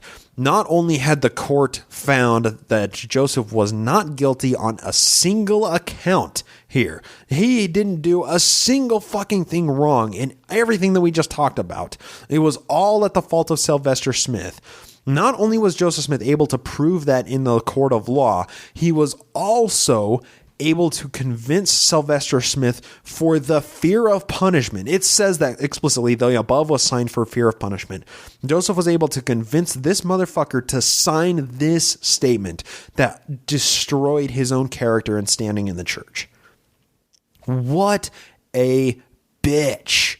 That's the only thing that I can think of with Joseph, is he is just a little bitch about it. He doesn't take anything. He doesn't ever think he's in the wrong, right? He always feels like he's the fucking holy pious prophet up on his high horse that can't do anything wrong. Therefore, anybody that's against him is obviously the ones in the wrong. And not only does he do that, not only does he go on to try and prove that this is the case in a court of law, which is absolutely absurd, he uses only witnesses on his behalf.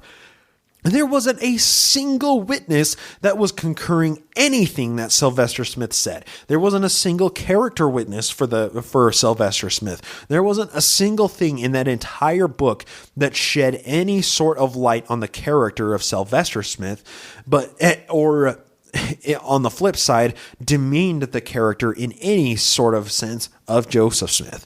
That's what Joseph did. I mean, that's what we can learn from all of this, right? I mean, whether or not Joseph was in the wrong, it didn't fucking matter. At the end of the day, Joseph always won. He was always able to turn a shitty situation into a really good situation, into something that was beneficial to him. I saw this meme on Reddit really quite recently, and the tagline for it was "When life gives you lemons," which, there's the tired out trope, when life gives you lemons, make lemonade. But the quote on it was so much better. It said, "You fucking eat it. You choke it down, seeds, rind, and everything, and you don't even fucking break eye contact with life. Because maybe if you do that, life will realize that it's being an asshole and stop giving you fucking lemons." Right? And that's the case with Joseph Smith. Not only did he fucking turn this into lemonade, he just fucking ate those damn things whole, and it just never, ever flinched. That the whole time that he was on the stand, and the whole time that he was bringing up the charges against Sylvester Smith in this case, he never flinched. He was so fucking dominant and assertive with his own piety and with his own standing as president of the church that any allegations that were raised up against him, whether it was Sylvester or Hurlbut or anybody else later on, there are plenty more later on, don't worry, he was able to twist it and pretzel it into this situation that worked out in his own benefit. It's amazing. It is absolutely amazing. I love Joseph Smith. I love him because there's very few instances where we actually can see a real person that does this. Like I'm a huge fan of House of Cards, and it's great to see all of these times that that Francis is able to win, right? That he's able to turn a shitty situation out into his favor. It's awesome. It's awesome. And oftentimes it's done by just sheer brute force. Well, Joseph is a real life example of a Francis Underwood. He's a real version of it. He did whatever he wanted to and whatever he needed to in order to make this situation work. I never cease to be surprised with Joseph Smith. Never cease to be surprised, because he is just that amazing.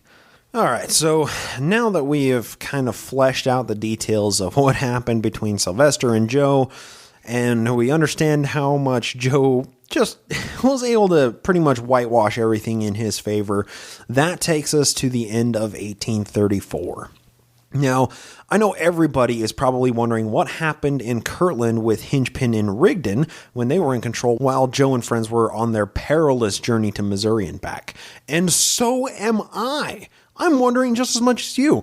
In looking through the history, it seems like nothing notable whatsoever happened because I can't find any mention of activities happening in Joe's absence. Of course, some things had to happen, but if anything notable did, it was drastically overshadowed by the fight between Joe and Sylvester upon their return to Kirtland. Now, that's not to say that certain things didn't happen in reaction to Sylvester's descent, because, I mean, that's what we'll discuss next. But as for the time that Joe was gone and Rigdon and Ollie were holding down the fort, it seems like nothing worth recording made it into the historical records that I'm researching. That's not to say there isn't something there, that something didn't happen, but I'm not able to find anything. But now that we understand how Joe reacted to allegations of not acting like a prophet, we can see the repercussions and the doubling down that Joe did to ensure his place on the stand as president of the church.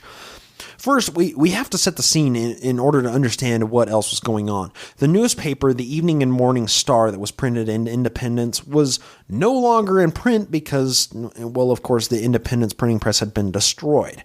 To remedy this problem, Joe established another printer in Kirtland this time, where it would be more secure, which printed the new church newspaper titled The Messenger and Advocate. I personally think he changed the name for the purpose of maybe distancing the new paper from the history of the previous paper that it had. If the people started seeing new editions of the same newspaper that had facilitated the Missouri mob to chase the people out of Jackson County, they might feel a little skittish for fear of a similar fate in Kirtland. The persecution complex was really ramping up at this time, which was not for lack of reason. And I suppose that calling it a persecution complex isn't necessarily fitting because it wasn't a complex. It was a harsh reality that each and every Mormon had to deal with on a day-to-day basis. The Mormons in Kirtland were relatively safe in comparison to the Missouri Mormons because of their overwhelming majority population, but that was specific only to Kirtland, the headquarters of the church. Any Mormons living in towns outside of Kirtland were probably being treated with the same vitriol that the Mormons living in Missouri were dealing with, only to a slightly lesser degree. It's worth pointing out that Missouri will be the primary epicenter of contention in church history for a very long time. It even is today. While the immediate situation was remedied in Jackson County, the pressures that built up to the march of Zion's camp were still a very strong force that the Missouri Mormons were constantly dealing with. Those pressures don't ever go away for the foreseeable future, so bear that in mind as we lead up to the Haun's Mill massacre in another couple of years. It's also worth pointing out that the Mormons in Kirtland weren't completely safe, as they would very soon be chased out of their homes as well, in another few years down the road. The Kirtland Temple was also in the middle of its very slow and arduous construction during this time that we're talking about. It took almost 3 whole years to complete the construction from the time that Joseph gave the revelation to the time that it was, it had the grand opening. And we'll talk about the dedication ceremony when it comes up in 1836 because it's just about as loony as a $3 bill soaked in a vat of ayahuasca. It's just absolutely delusional. So let's close up 1834 and move into 1835. The last notable thing that happened at the end of 1834 was the opening of a grammar school in Kirtland with William E. McClellan and Hinchpin Rigdon as the teachers. Now, you might say, Rigdon as a grammar school teacher? That seems absurd with everything on his plate as Joe's second in command, but is it really? I mean, we know that Rigdon was a bookworm and loved the Bible, perhaps more so than most other men and certainly more so than Joe, so why not engage in teaching something he had a personal love for? Remember back to the time in Hiram, Ohio, Joe and Rigdon were working together on writing their own version of the Bible, and revelation was given through one of them in answer to the other asking questions about the Bible. I personally believe it was the case where Joe would ask a question and Rigdon would answer that question while channeling God or channeling a spirit or an angel or something to answer that. We even read that in a couple of episodes ago, where there was like this weird Q&A session when Rigdon and Joe were going through the book of Revelation. And it was just weird, this whole like Q&A session of somebody asking a question and then the other one answering that this is how God interpreted it or what God means with all of the symbology that's couched in the book of Revelation. The point is, Rigdon was exemplifying his capacity and ability to teach the Bible, and he obviously loved doing it. So why else would he become a preacher in the first place? I mean, that's why he did it in the first place. He liked teaching people. So it really does make sense that he was one of the teachers in this new school, whether it was for grammar or Bible knowledge, or he simply loved teaching and it didn't matter what topic. It's really not out of the ordinary to consider that Rigdon was one of the primary teachers at the grammar school. This is the passage where Joe mentions the establishment of the school. Quote, "It was necessary to make preparations for the school of the elders, wherein they might be more perfectly instructed in the great things of God during the coming winter." End quote. So it was basically a School of the Prophets 2.0 with a minor in biblical studies. This is an excerpt from the 1835 February edition of the Messenger and Advocate, where William E. McClellan describes the school. Quote, "Having been requested by the trustees of the Kirtland School to give a small sketch of the number of students who have attended this institution and of their progress in the different sciences, I cheerfully comply with the request, having been an instructor therein from its commencement in December last. The school had been conducted under the immediate care and inspection of Joseph Smith, Jr., F.G. Williams, Fitted G. Willie, Sidney Rigdon, Hinchman Rigdon, and O. Cowdery Aligaudo. When the school first commenced, we received into it both large and small, but in about 3 weeks the classes became so large and the house so crowded that it was thought advisable to dismiss all the small students and continue those only who wished to study the sciences of penmanship, arithmetic, English grammar, and geography. Before we dismissed the small scholars, there were in all about 130 who attended. Since that time, there have been upon an average about 100, the most of whom have received lectures upon English grammar, and for the last 4 weeks about 70 who have been studying geography one half the day and grammar and writing the other part.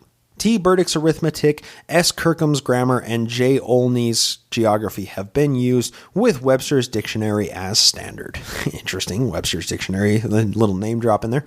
Since the year 1827, I have taught school in 5 different states, and I have visited many schools in which I was not engaged as a preacher, but in none, I can say with certainty, have I seen students make more rapid progress than in this. Oh, obviously, because they were inspired with the gift of knowledge and teaching. That's how they were able to learn. I expect myself to leave the institution, but yet I have a great desire to see it flourish. I therefore most cheerfully recommend it to all those whose circumstances and situation will allow them to attend, as being a place where strict attention is paid to good morals as well as to the sciences. Signed, William E. McClellan." End quote. Now, why was this important? Well, what we have is a veteran school teacher, William E. McClellan, endorsing the school that Joe Rigdon and Ollie had created here. This is as good of a time as any to discuss McClellan and where he fits into the timeline. William McClellan was an obsessive record keeper and kept very elaborate journals, both during his time in the church and well after he left the church. There are very few people in the church history that have such a fascinating story as William McClellan, and it's so well documented. And he'll be a very integral person in a lot of the research that happens after the 1838 defection day when the bank collapses and a bunch of people leave the church. The thing is, a lot of his work is quite controversial. Even though he was, in every sense of the word, a contemporary historian as the church was evolving throughout the entirety of the mid-1800s. To make this even more real and, apply a little bit of a more epic touch to William E. McClellan and his work. In the 1980s, Mark Hoffman was buying and selling old Mormon documents while peppering in his own counterfeit documents to spice up the history a little bit. The salamander letter that I read on the very first episode of this show was penned by the skilled hands of Mark Hoffman. Without going into much detail, he set up one final deal that included a document crate full of letters and journals from our one and only William McClellan. Hoffman claimed that he had volumes of McClellan's work, and it contained information that was less than flattering about Joseph Smith and the other early church leaders. Now, understanding that he couldn't fabricate multiple volumes and journals, Hoffman decided to kill 2 people to cover up his crimes.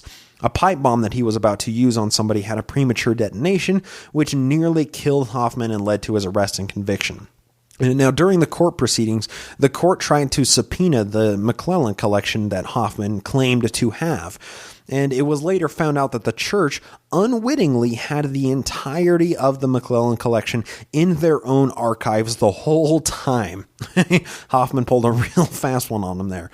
The finer details of Hoffman's work is a story for another day, but hopefully we can understand the gravity of the documents and research we're talking about here. And that's all contained and chronicled by William E. McClellan in the McClellan collection.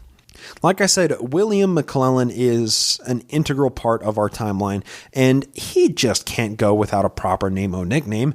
And what better to call a veteran school teacher and incessant researcher / chronicler than Professor Bill? So before talking about the passage from the newspaper that Professor Bill wrote here, let's get him caught up in our storyline because we need to know where he came from.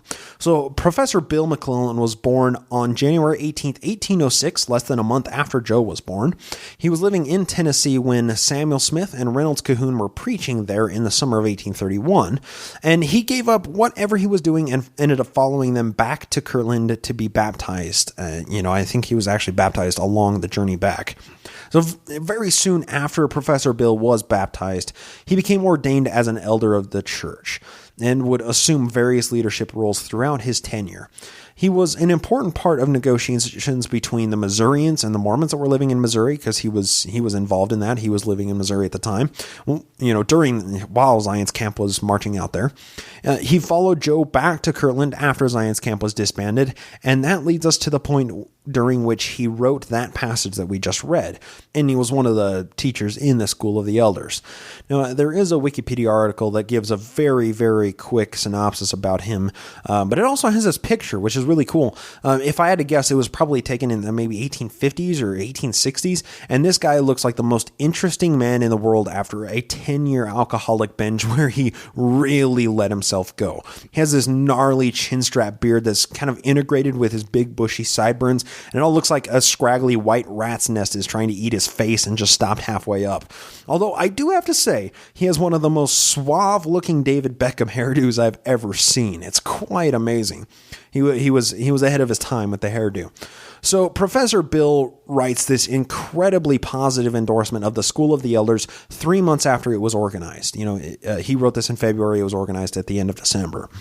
Apparently, the population of people wanting to attend the church became too much for the school to handle, and they had to remove the little ones from its population. This endorsement would seem unimportant if it weren't for the fact that 6 months after he wrote this, the professor had some major disagreements about the conduct going on inside the school. We'll get there in our timeline soon enough, but we have a bit to cover before it happens, so it's important to keep Professor Bill in the back of our minds for the next few episodes.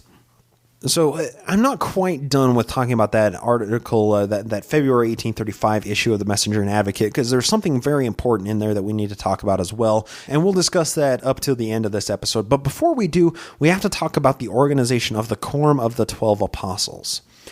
There were pressures going on in the church that required a strict organization of the leadership in the church, and this was the answer that Joe had.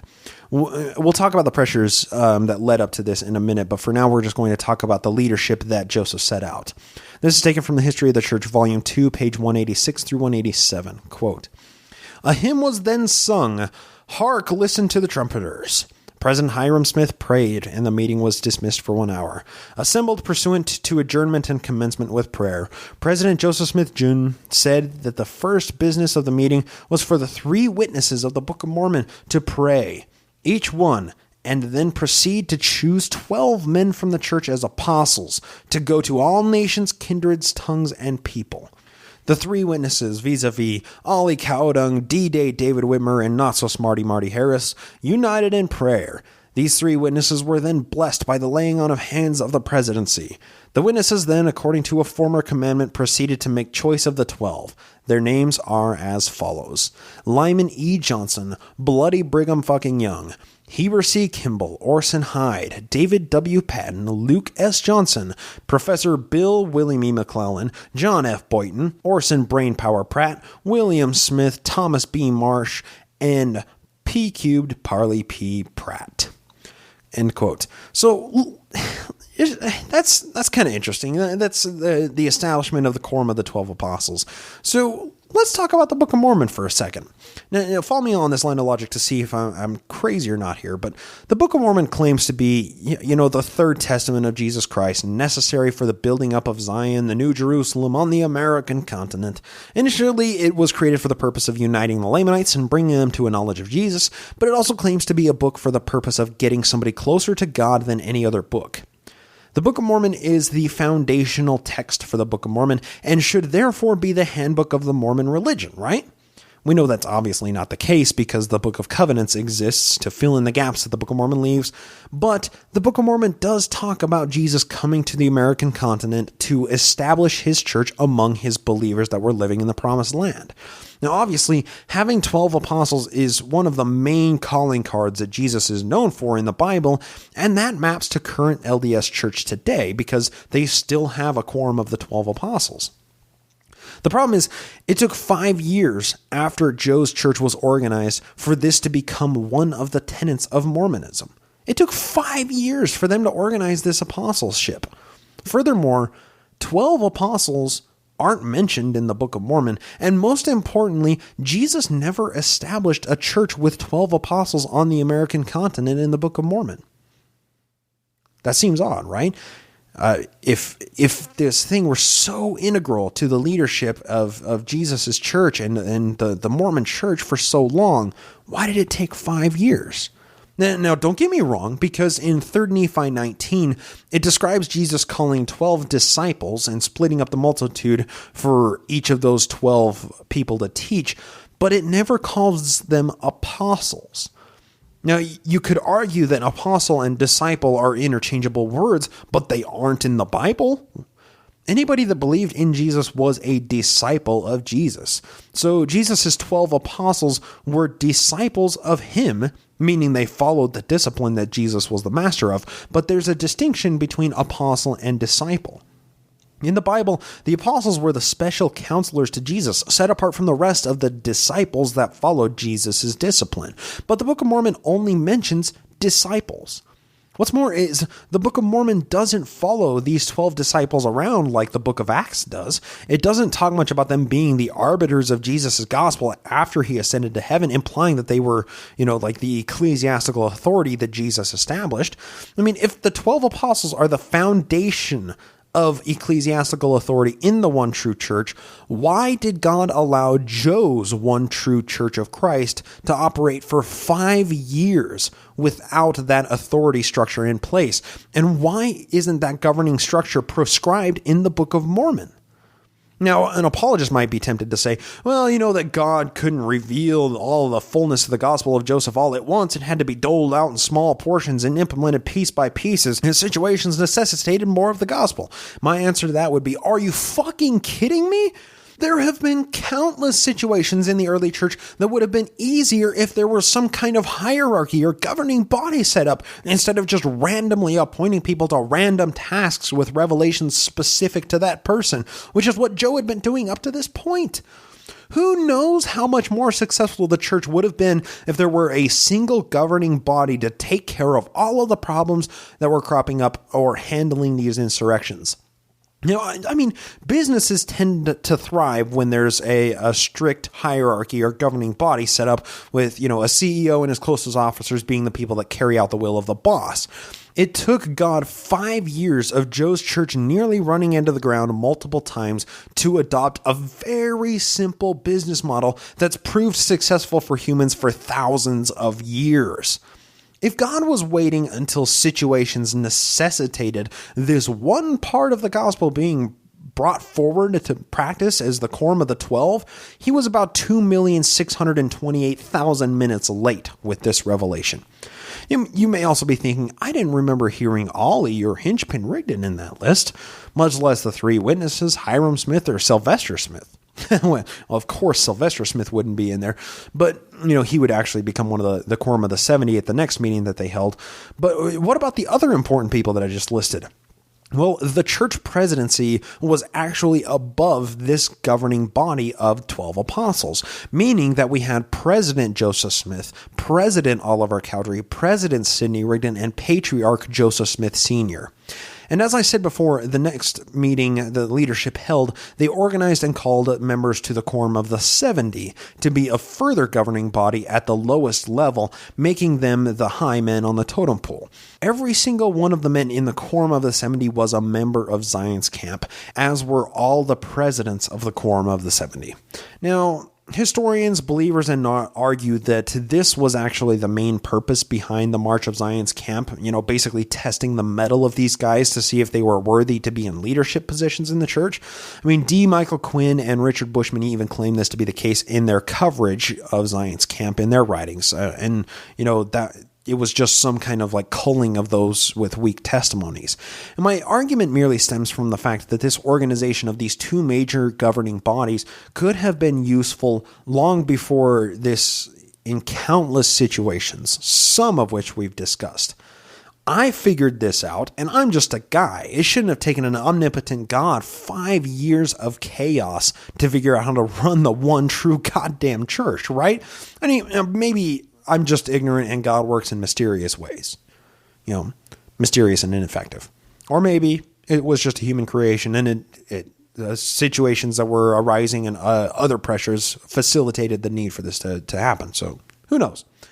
Soon after this time in the church history, Joe brings forward his big revelation on the Melchizedek priesthood, or as some like to call it, the Melchizedek, and it sets apart the Aaronic priesthood from the Melchizedek priesthood, which is an even bigger point of organizational authority that would have come in handy long before this. But alas, it still took 5 years for God to bring forward this revelation. But we'll talk about that on next episode. There was something else that I wanted to talk about, and I alluded to it earlier, but that'll take us to the end of the historical portion of today's episode. It's something from that same February 1835 issue of the Messenger and Advocate that we read from earlier, and it concerns a version of the first vision account that Joe supposedly experienced. Now, up to this point, we've talked a couple of times about the first vision story and some of the problems in it. The biggest problem with the first vision account is, of course, the fact that it was printed 10 years after it supposedly happened. Being printed in 1832, talking about Joe seeing the heavens open up and being forgiven of his sins in 1822. Now, this is just scratching the surface when it comes to the historicity of Joe seeing angels before 1830. A few episodes ago, we read the entirety of that 1832 history that Joe dictated, so we won't discuss it now. But what we are going to talk about right now is the 1835 First Vision account.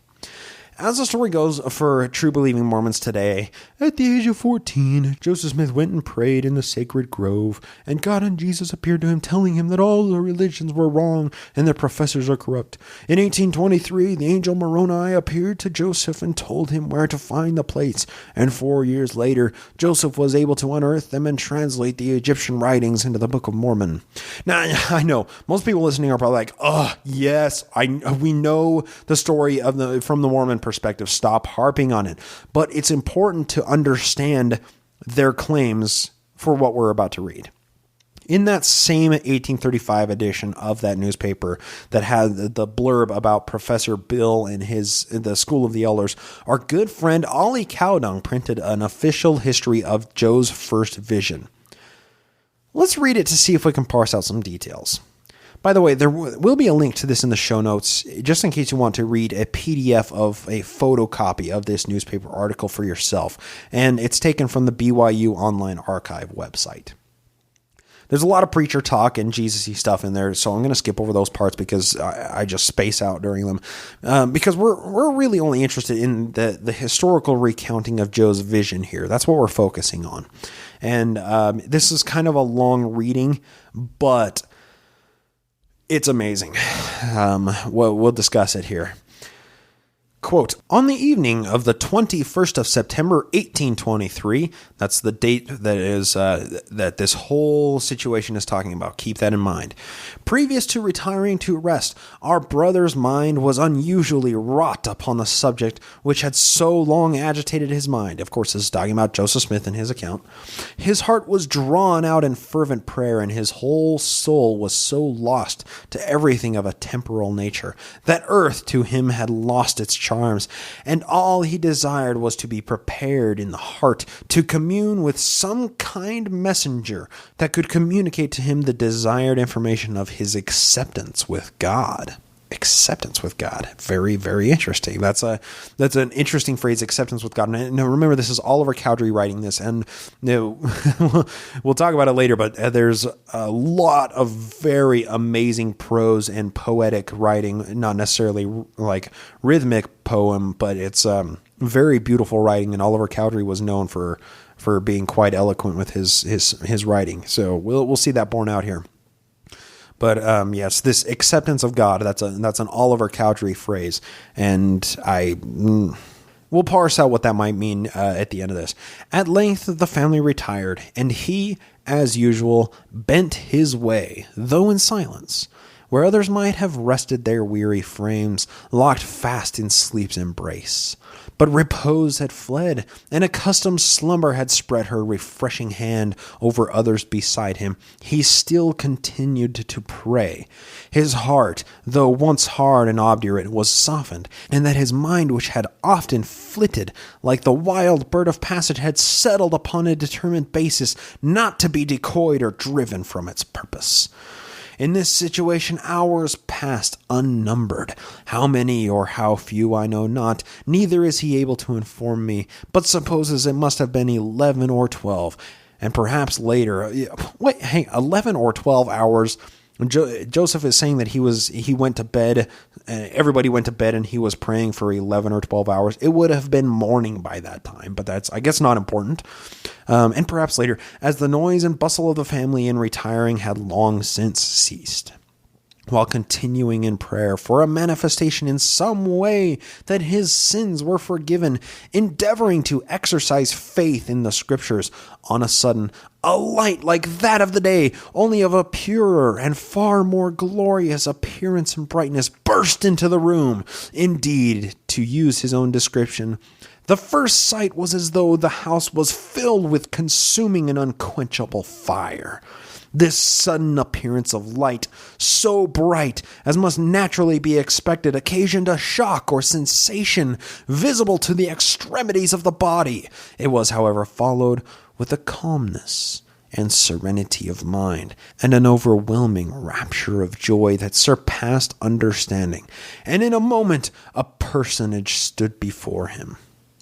Notwithstanding, the room was previously filled with light above the brightness of the sun, as I have before described, yet there seemed to be an additional glory surrounding or accompanying this personage, which shone with an increased degree of brilliance, of which he was in the midst, and though his countenance was as lightning, yet it was of a pleasing, innocent and glorious appearance, so much so that every fear was banished from the heart, and nothing but calmness pervaded the soul.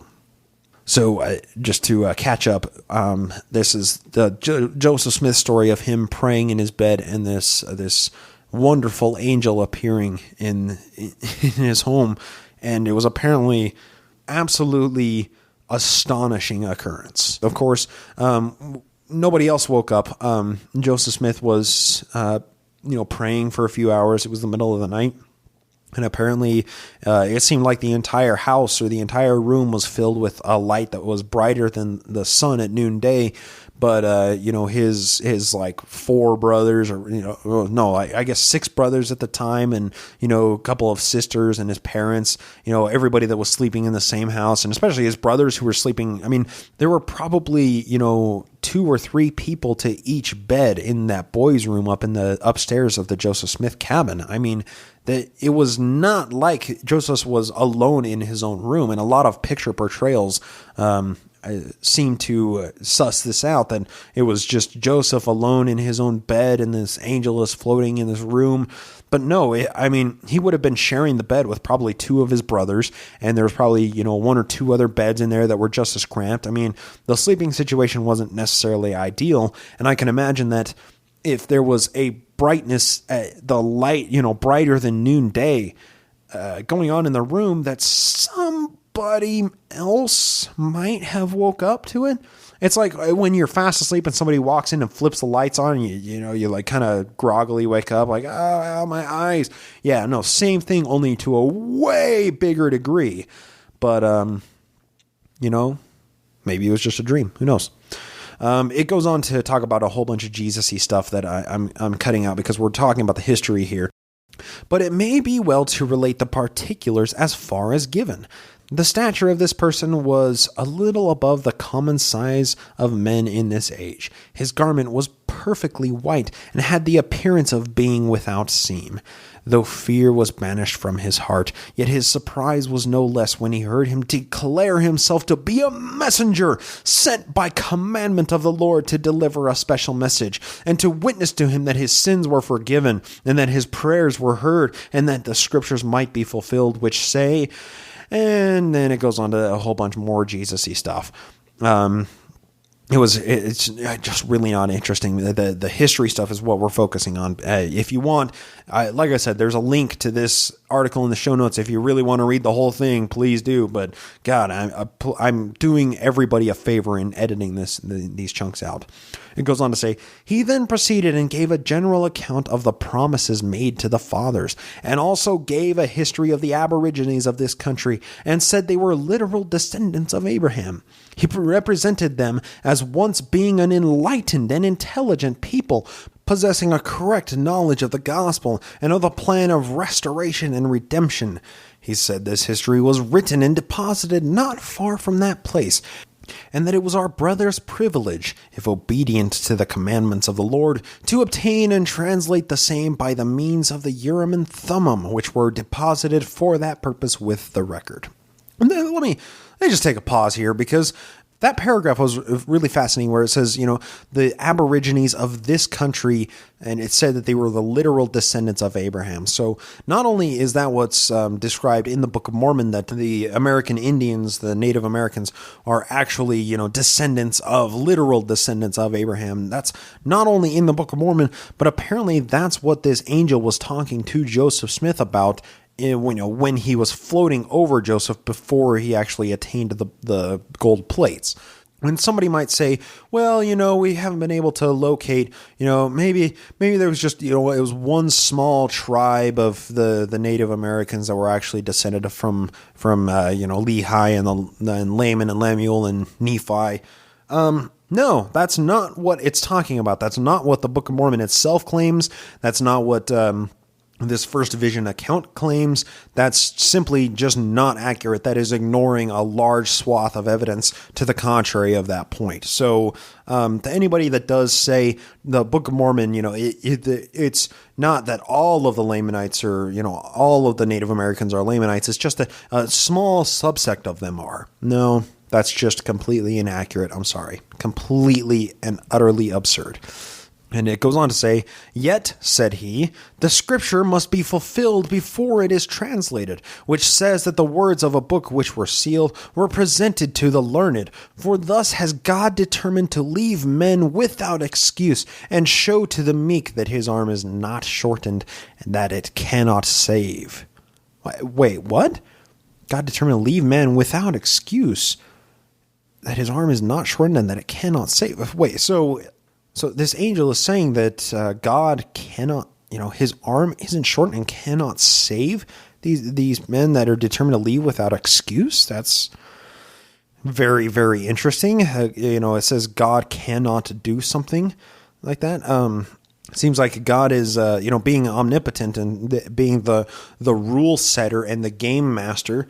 He could excuse whoever he wants, whether or not they left the church or they left the tenets of the Book of Mormon or not. He would be able to excuse that. But I guess this God is not omnipotent. Anyway, a part of the book was sealed and was not to be opened yet. That's the sealed portion. The sealed part, said he, contains the same revelation which was given to John upon the Isle of Patmos. And when the people of the Lord are prepared and found worthy, it will be unfolded unto them. Do we not already have the book of Revelation?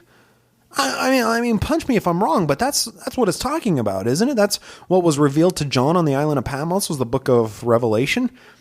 So why do we need to translate the sealed portion if that's all it is just that same revelation? I don't know. That doesn't make a whole lot of sense. On the subject of bringing to light the unsealed part of this record, it may be proper to say that our brother was expressly informed that it must be done with an eye single to the glory of God. Second sight, that's the stoned sight right there. If this consideration did not wholly characterize all his proceedings in relation to it, the adversary of truth would overcome him, or at least prevent his making that proficiency in this glorious work which he otherwise would. While describing the place where the record was deposited, he gave a minute relation of it, and the vision of his mind being opened at the time, stone sight, he was permitted to view it critically. Critically? That's what we're calling this, critical viewing? Or skepticism? I don't think so. And previously being acquainted with the place, he was able to follow the direction of the vision, afterward according to the voice of the angel, and obtain the book. I close for the present by subscribing myself as ever, your brother in Christ, Oliver Cowdery. End quote. So just to sum up that last paragraph there, that does explicitly say that Joseph did not use his actual stone, it doesn't say explicitly that he didn't, but it makes no mention of him using his stone to find the plates. It says that while Joseph was praying, in 1823, and this angel appeared to him, he was revealed where the place would be, the book is buried, and then later he was able to, he was acquainted with the place already, so he was able to follow the direction of the vision afterwards. So that makes, I guess that makes sense. I know that he was probably digging on Hill Cumorah long before Hill Cumorah was actually Hill Cumorah. He was digging in lots of mounds and lots of earth hills and lots of stuff like that, for a long time as a child. So, as a young man, I should say. But, I find it a little spurious to claim that he didn't find the plates in the same manner that he was finding other treasures or looking for other treasures with looking with the rock in the hat. I mean, I think most historians believe that the rock was not associated whatsoever in finding the plates itself, only in the translation process. But I don't think that's accurate. I think the rock was an integral part in all of Joseph's treasure digging, and what greater treasure than the Book of the Golden Plates? That was his ultimate treasure. So why wouldn't he find his ultimate treasure with his ultimate cedar stone? I'm just saying. Anyway, to sum everything up, I know that was a long reading, but there's an overall point that I'm trying to get at. Did anybody notice anything peculiar in this account? I mean, yes, it was very eloquent and very beautifully written, and it didn't sound anything like something that Joseph Smith would write. It sounded a lot like Oliver Cowdery, but it did talk about some hard historical claims that we need to discuss. The third paragraph that we read started with this line, quote, "The mind is easily called up to reflection upon a matter of such deep importance," end quote, as well it should be. When somebody has a life-changing experience like seeing angels or seeing God, that experience tends to stick with them, even if it is just a vision or a dream. I was having a discussion with a TBM a while back. This was before I quit my day job. And when it came down to why he believed in the church, he said that he had a ministering of angels while his kid was sick in the hospital. Now, of course, I probably should have asked him what he meant without sounding so incredulous, because he shut down and didn't offer any details beyond that, and he seemed almost ashamed to say that in the first place. But it was apparently an occurrence that stuck with him enough to unfalteringly solidify his own personal faith in the church, which I find absolutely fascinating. If this man did indeed have a ministering of angels, whatever the fuck that means, it must have been a very powerful experience. When Joe had this angelic vision in 1823, I can only imagine that it was a truly monumental occasion for him. But let's talk in detail about the paragraph preceding this vision in 1823. Quote, "But if others were not benefited, our brother was urged, forwarded, and strengthened in the determination to know for himself of the certainty and reality of pure and holy religion." 1823 we're talking about here. "And it is only necessary for me to say that while this excitement continued, he continued to call upon the Lord in secret for a full manifestation of divine approbation." This is in 1823. "And for, to him, the all-important information, if a supreme being did exist," this is in 1823, "to have an assurance that he was accepted of him. This most assuredly was correct. It was right." This is in 1823. And then it says, it goes on to say, "But to proceed with my narrative, on the evening of September 21st, 1823, previous to retiring to rest, our brother's mind was unusually wrought upon the subject which had so long agitated his mind. His heart was drawn in fervent prayer, and his whole soul was so lost to everything of a temporal nature that earth to him had lost its charms, and all he desired was to be prepared in heart to commune with some kind messenger who could communicate to him the desired information of his acceptance with God." Let me get this straight. In 1823, Joe was struggling with the question of God existing. Are you shitting me? According to the current narrative, this was 3 years after Joe had the Sacred Grove visitation of God and Jesus in separate bodies floating above him, and yet in 1823, he's somehow questioning if God even exists? How the fuck does that work? And please don't retreat to saying, well, this was written by Oliver Cowdery, not Smith himself. Because do you really think that Joe would let this history be published in the church newspaper without his final say on what goes into the passage? And to go beyond that, this account of the 1823 visitation is immensely detailed. It's beautiful. It talks about all of the details of the appearance of the angel and everything, but it altogether neglects mentioning the appearance of 1820 of fucking God. Not an angel, but God himself. Was this visitation of an unnamed angel really that much more exciting than seeing God and Jesus? I mean, so much more exciting that the appearance of God didn't even merit a mention or an allusion to in this passage? Are you shitting me? Now, to go even deeper, the 1832 account said that in 1822, when Joe was in the wilderness crying to God and the heavens opened up and Lord said his sins are forgiven and to go his way and sin no more, God personally told Joe that he was forgiven of his sins and accepted. Yet in 1823, a year later, Joe is praying to be forgiven of his sins again and to be given a sign that God exists. Did he not take God's work for it when he said it the first time that his sins were forgiven, only a year prior to that? But the problems go even deeper than that. The angel that appeared in 1823 is completely unnamed. In the 1832 account, it merely states that the record was engraven by Moroni, spelled with an A, but speaks about it in the third person, never claiming to be Moroni himself. If we spelunk even further down this rabbit hole, we find that most of the earliest versions of the 1823 visitation call the angel Nephi, not Moroni. I wasn't aware of how deep this went until I started researching it for this episode. I thought Nephi was just, it was a typo or a mistake that was made, and, it was only in one or two of the publications by accident, but everywhere else it was Moroni. But no, that's not the case. Even Joe's own mother, in her original publication of her book, The Autobiographical Sketches of Joseph Smith, claimed that the angel was named Nephi. Multiple newspaper publications that Joe was at the head of printed articles claiming the angel to be Nephi up to 2 years before Joe's death, and he never published a correction or a retraction for those articles. Now, while some may claim that it was a typo that was later corrected, but if that were the case, it would read like Morino or Moroni or something like that. Mistaking the main character is not a typo. It would be like George R.R. Martin saying in an interview that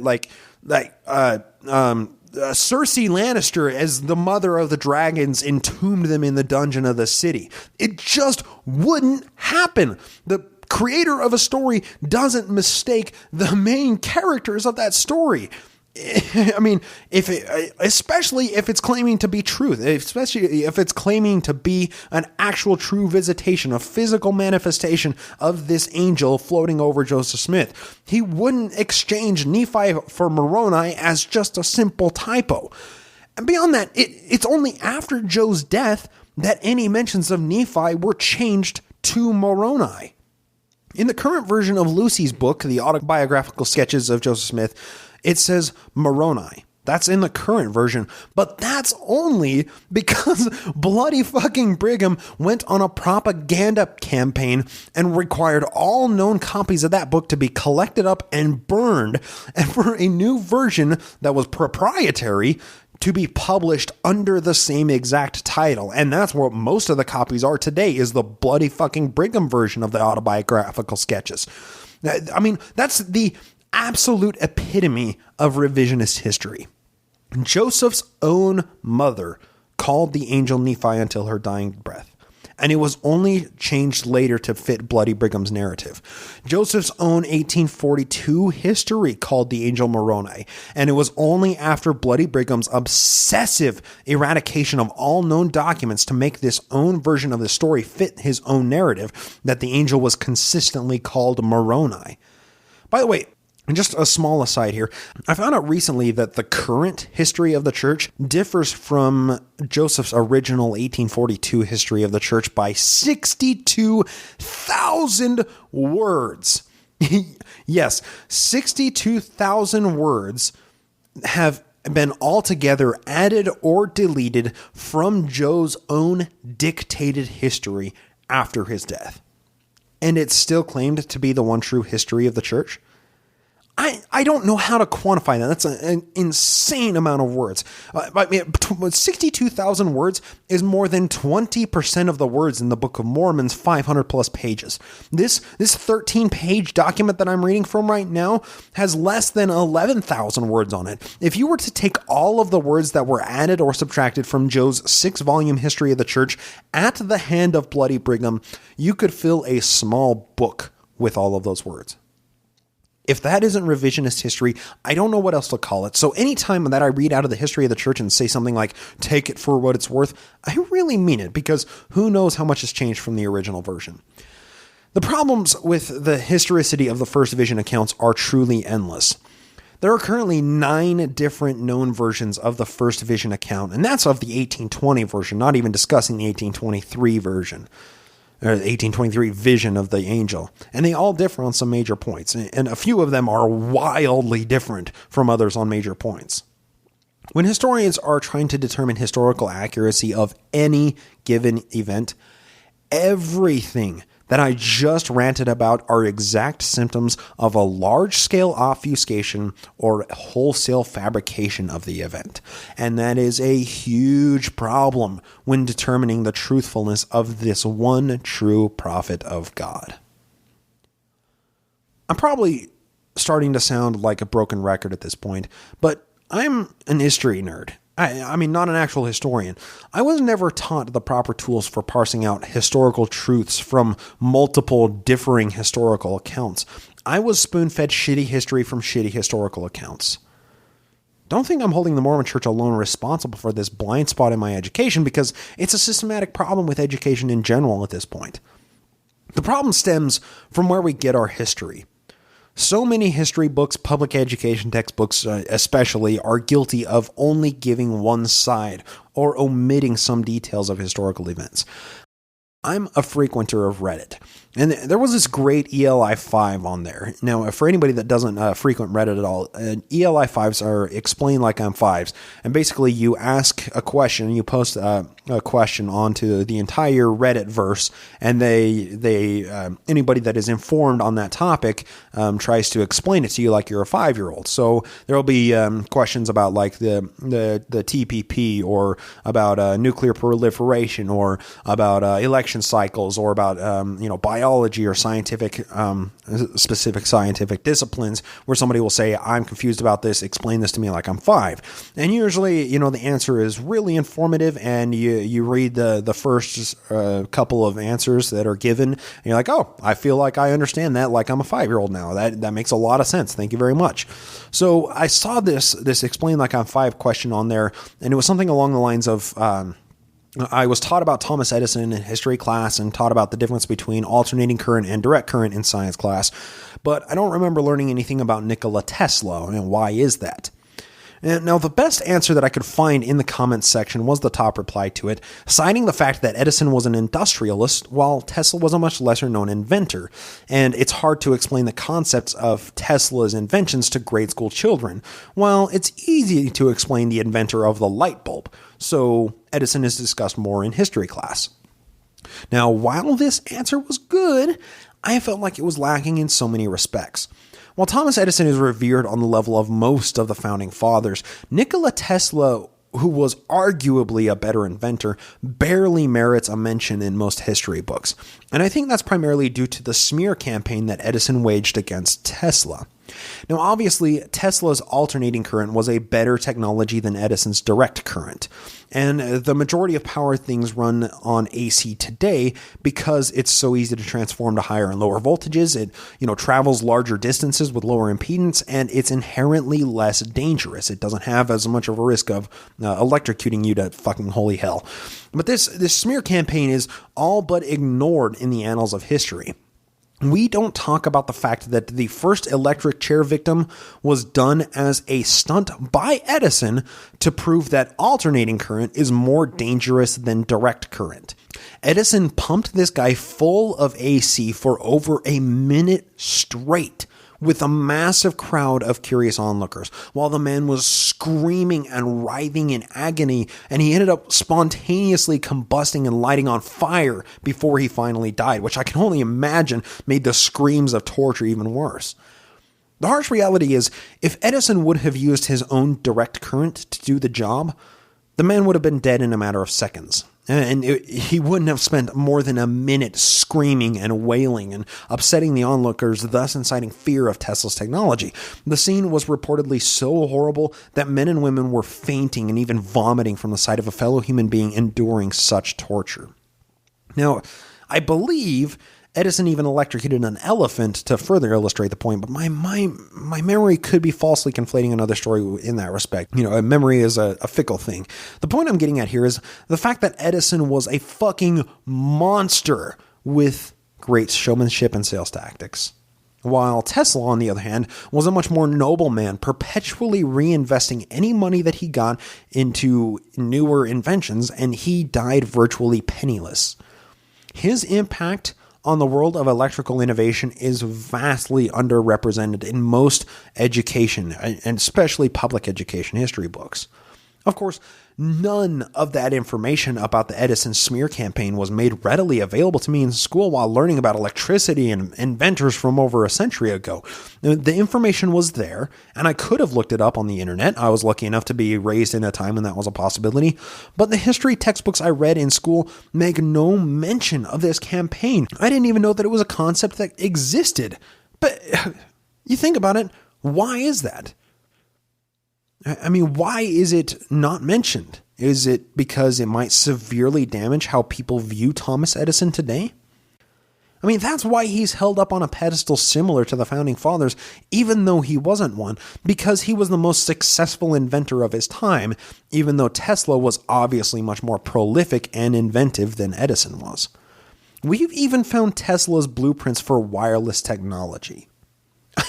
Wireless fucking technology in the early 1900s. Tesla deserves to be revered and possibly even exalted above Edison, if not for his superior inventive powers, then just for being a better person in general, and not being a capitalist dickhole like Thomas Edison was. And I think this gets at the heart of my frustration. When we hold these historical individuals with such high reverence, the picture of that person in our mind ceases to hold any semblance to the people behind those pictures. And very few historical individuals have been victim of this revisionist history more so than Joseph Smith. The Joseph Smith that Mormons today believe in is nothing like the real Joe. This portrait of a holy and pious, nearly infallible man that Mormons think their religion to be spawned by holds almost no connection to the Joe that's portrayed in the real historical documents.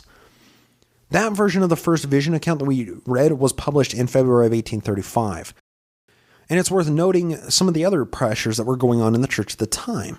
Only 3 months prior to this being published, Eber Howe's Mormonism Unveiled was published, and by the time this account of the first vision was published, Mormonism Unveiled was hitting record sales numbers, being published a mere 30 miles away from Kirtland. In this same February of 1835 publication that this article was printed in, the cover page in that magazine even mentions Howe's book. Spells it without an E, so a little typo there. So, obviously it was making the rounds, and devout Mormons were asking some tough questions that Joe and Rigdon did not want to answer. Like in the case with Edison, when Tesla came along, it threatened Edison's standings. And Edison engaged in whatever was necessary to keep him at the forefront of the burgeoning technology of electricity. Joe did the same thing. When Mormonism Unveiled came along, it posed a true existential threat to Joe and company, and thus we see the reaction of this threat in Joe's propaganda campaign that forever shaped how Mormons view Joseph Smith for the rest of history. Now, I'm not bothered by the fact that this conjectural information of Joseph Smith wasn't presented to me on a silver platter. I'm not even bothered by the fact that my perspective of Joe becomes broader and more complete with each and every document I read about it. In fact, I love that part about studying Mormon history. I am bothered by the fact that I had to dig this fucking deep to even be aware of this highly conjectural part of Joe's history that poses a real threat to his claims of divine authority, which lie at the foundation of Mormonism. You want to know the dumbest part of all of this? I'm probably going to receive an email or two about the little story that I relayed with Edison and Tesla from somebody that holds some kind of personal reverence for Edison, pissed off about me dragging his name through the mud, which only furthers my point that revisionist history is a systematic problem that pervades even the most comprehensible recounting of a single historical event or person. Joseph Smith, that Mormons know and love today, is an ultimate example of what revisionist history can do to a person. We're lucky that we have so much documented history surrounding Joe, so we can try to understand the real man behind this painted picture that's portrayed in the church's own history. Luckily, we can see the historical revising that Joe was doing while he was doing it to try and make himself out to be this unflappable, holy, and pious prophet. We can see Joe's own revisionist history juxtaposed to other extant documents and see where they come into contradiction with so many other historical accounts of him. I suppose all of this points to the overall goal of doing this research in this podcast. I'm a lover of truth, and when somebody alters that for their own gain, I take it as a personal assault on my intellect and a crime against the overall wealth of human knowledge, which is truly inexcusable. The LDS Church could act more like the Community of Christ, also known as the reorganized LDS Church. They embrace the history of old Joe Smith. They only hold the Book of Mormon up as a 19th century work concerning 19th century burned over district Christianity. They accept gays. They have women in all leadership roles in the church. I believe they gave blacks a priesthood in like the 1950s or something, and they don't judge or discriminate anywhere near the level that the Salt Lake City LDS Church does. And it's not systematic, which is a big fucking problem. This is incontrovertible proof that the LDS Church could survive if they were to abandon their indefensible positions about Joe and the history of the church, much less their bigotry on gays, women, and anybody with the mark of Cain. But, as Chuck said in last week's episode, they're never going to embrace these changes willingly. It'll take an act of asset seizing or political pressure before they give even one fucking inch of the battleground to their adversary.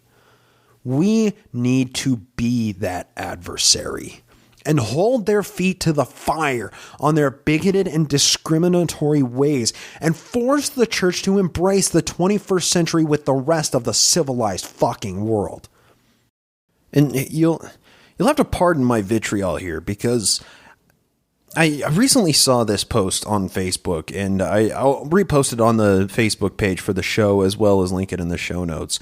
But I think it really gets at the point that I'm trying to get across here.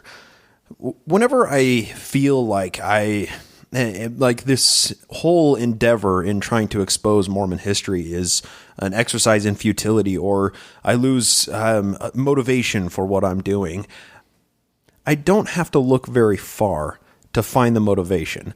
And this is the article that I found on Facebook today. And the headline for it is on it's LGBTQnation.com. But the headline says 22-year-old gay Mormon activist commits suicide. And in reading in a little bit to the article here, this 22-year-old young man named Lincoln Parkin was a Utah-based youth who was considered an advocate for gay rights and for environmentalism, and he was found dead on April 6th. The article says, as medical examiners investigate the case, the consensus is that Parkin's death was self-inflicted. And this is what his father said about this. I think he got out of balance physically, spiritually, emotionally, and socially. He's got pretty extreme with his diet. He got to the point where he felt like God wasn't there for him, and he isolated himself. And this is the point that I'm trying to get across.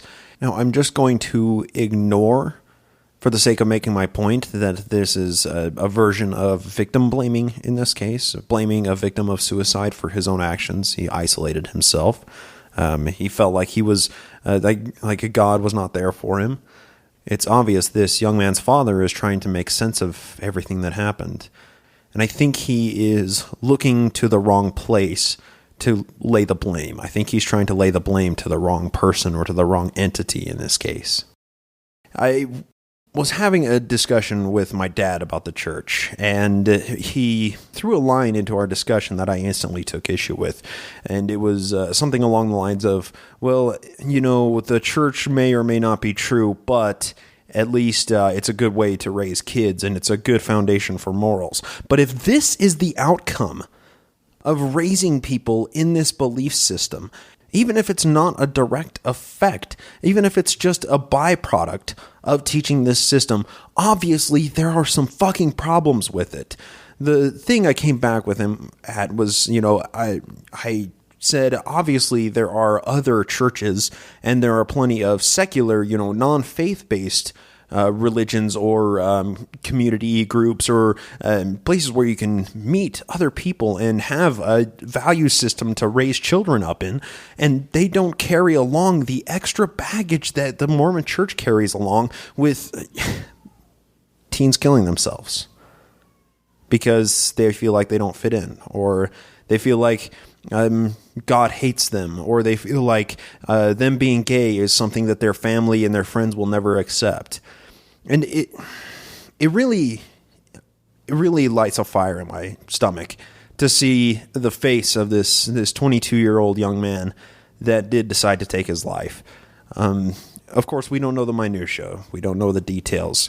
We don't know exactly what happened, but after a while, after we see more and more of these, if you do a Google search for a gay Mormon teen commits suicide, you're going to find thousands, tens of thousands of examples of this exact same thing happening.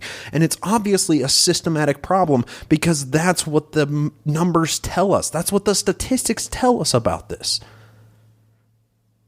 If a belief system creates an environment where somebody like this young man feels like the only way to change his situation is to end the situation, that's not something we can point to and elevate as a moral benefit.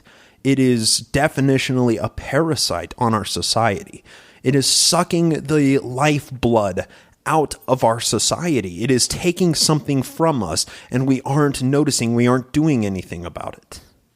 I'm reminded of a Voltaire quote that I heard on the Founding Fathers Irreligiosity podcast episode, and it sums up the Mormon Church so well. Every sensible man, every honest man, must hold the Christian sect in horror. But what shall we substitute in its place, you say? What?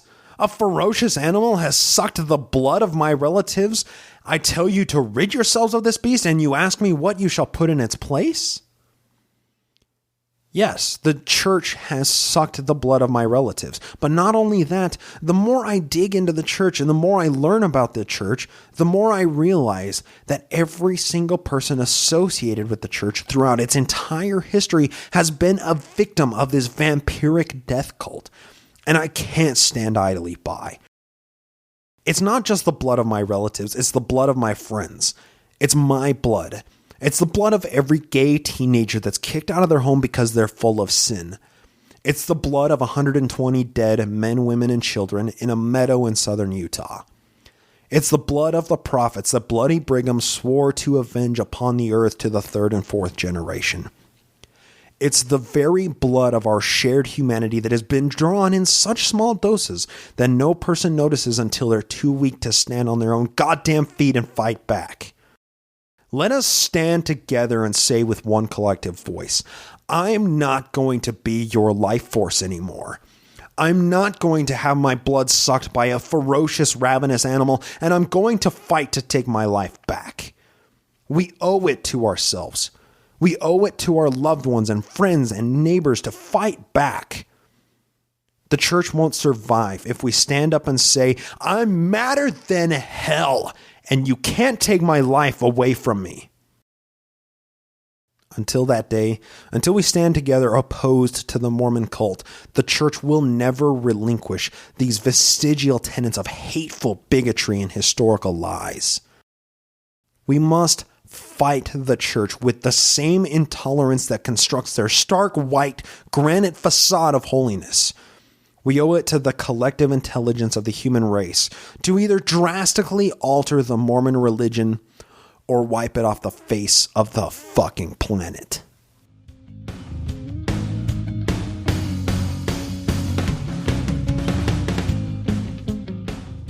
And that is it for the historical portion of this episode. Did want to thank a couple of new patrons. We had some new NAMO juvenile delinquents. We have Laurel, John, Timothy, and Heather. Thank you all very, very much for supporting the show and for signing up to pledge on Patreon.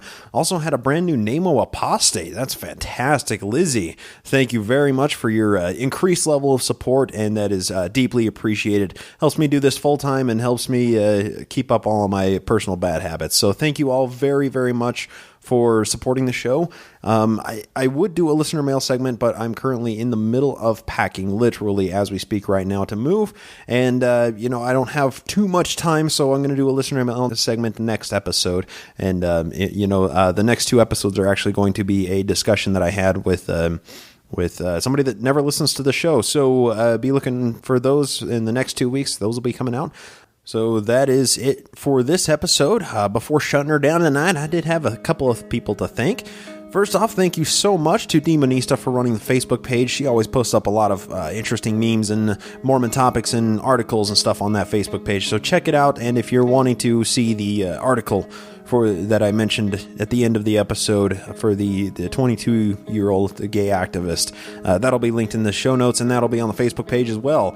Also wanted to thank Jason Camo for allowing me to use this music in the show with his permission. You can check him out at aloststateofmind.com, where you can find all of his amazing music. I wanted to thank Craig Keeling for providing the artwork for both this show and the daughter show, the Glassbox Podcast. You can find Craig Keeling's work at weirdmormonshit.com. That's his own personal blog. And I also like to thank Chuck of Irreligiosity for lending his voice for the intro of this episode. Also wanted to thank all of the people that support the show through patreon.com/nakedmormonism. You are all very much appreciated, and it allows me to do this full time, so thank you so very much. If you'd like to hear more Mormon stuff, you can always check out the daughter show, the Glassbox Podcast, at glassboxpodcast.com. But most of all, I would like to thank all of the listeners to this show for lending me your ear. Hope to talk to you next time here on the Naked Mormonism Podcast.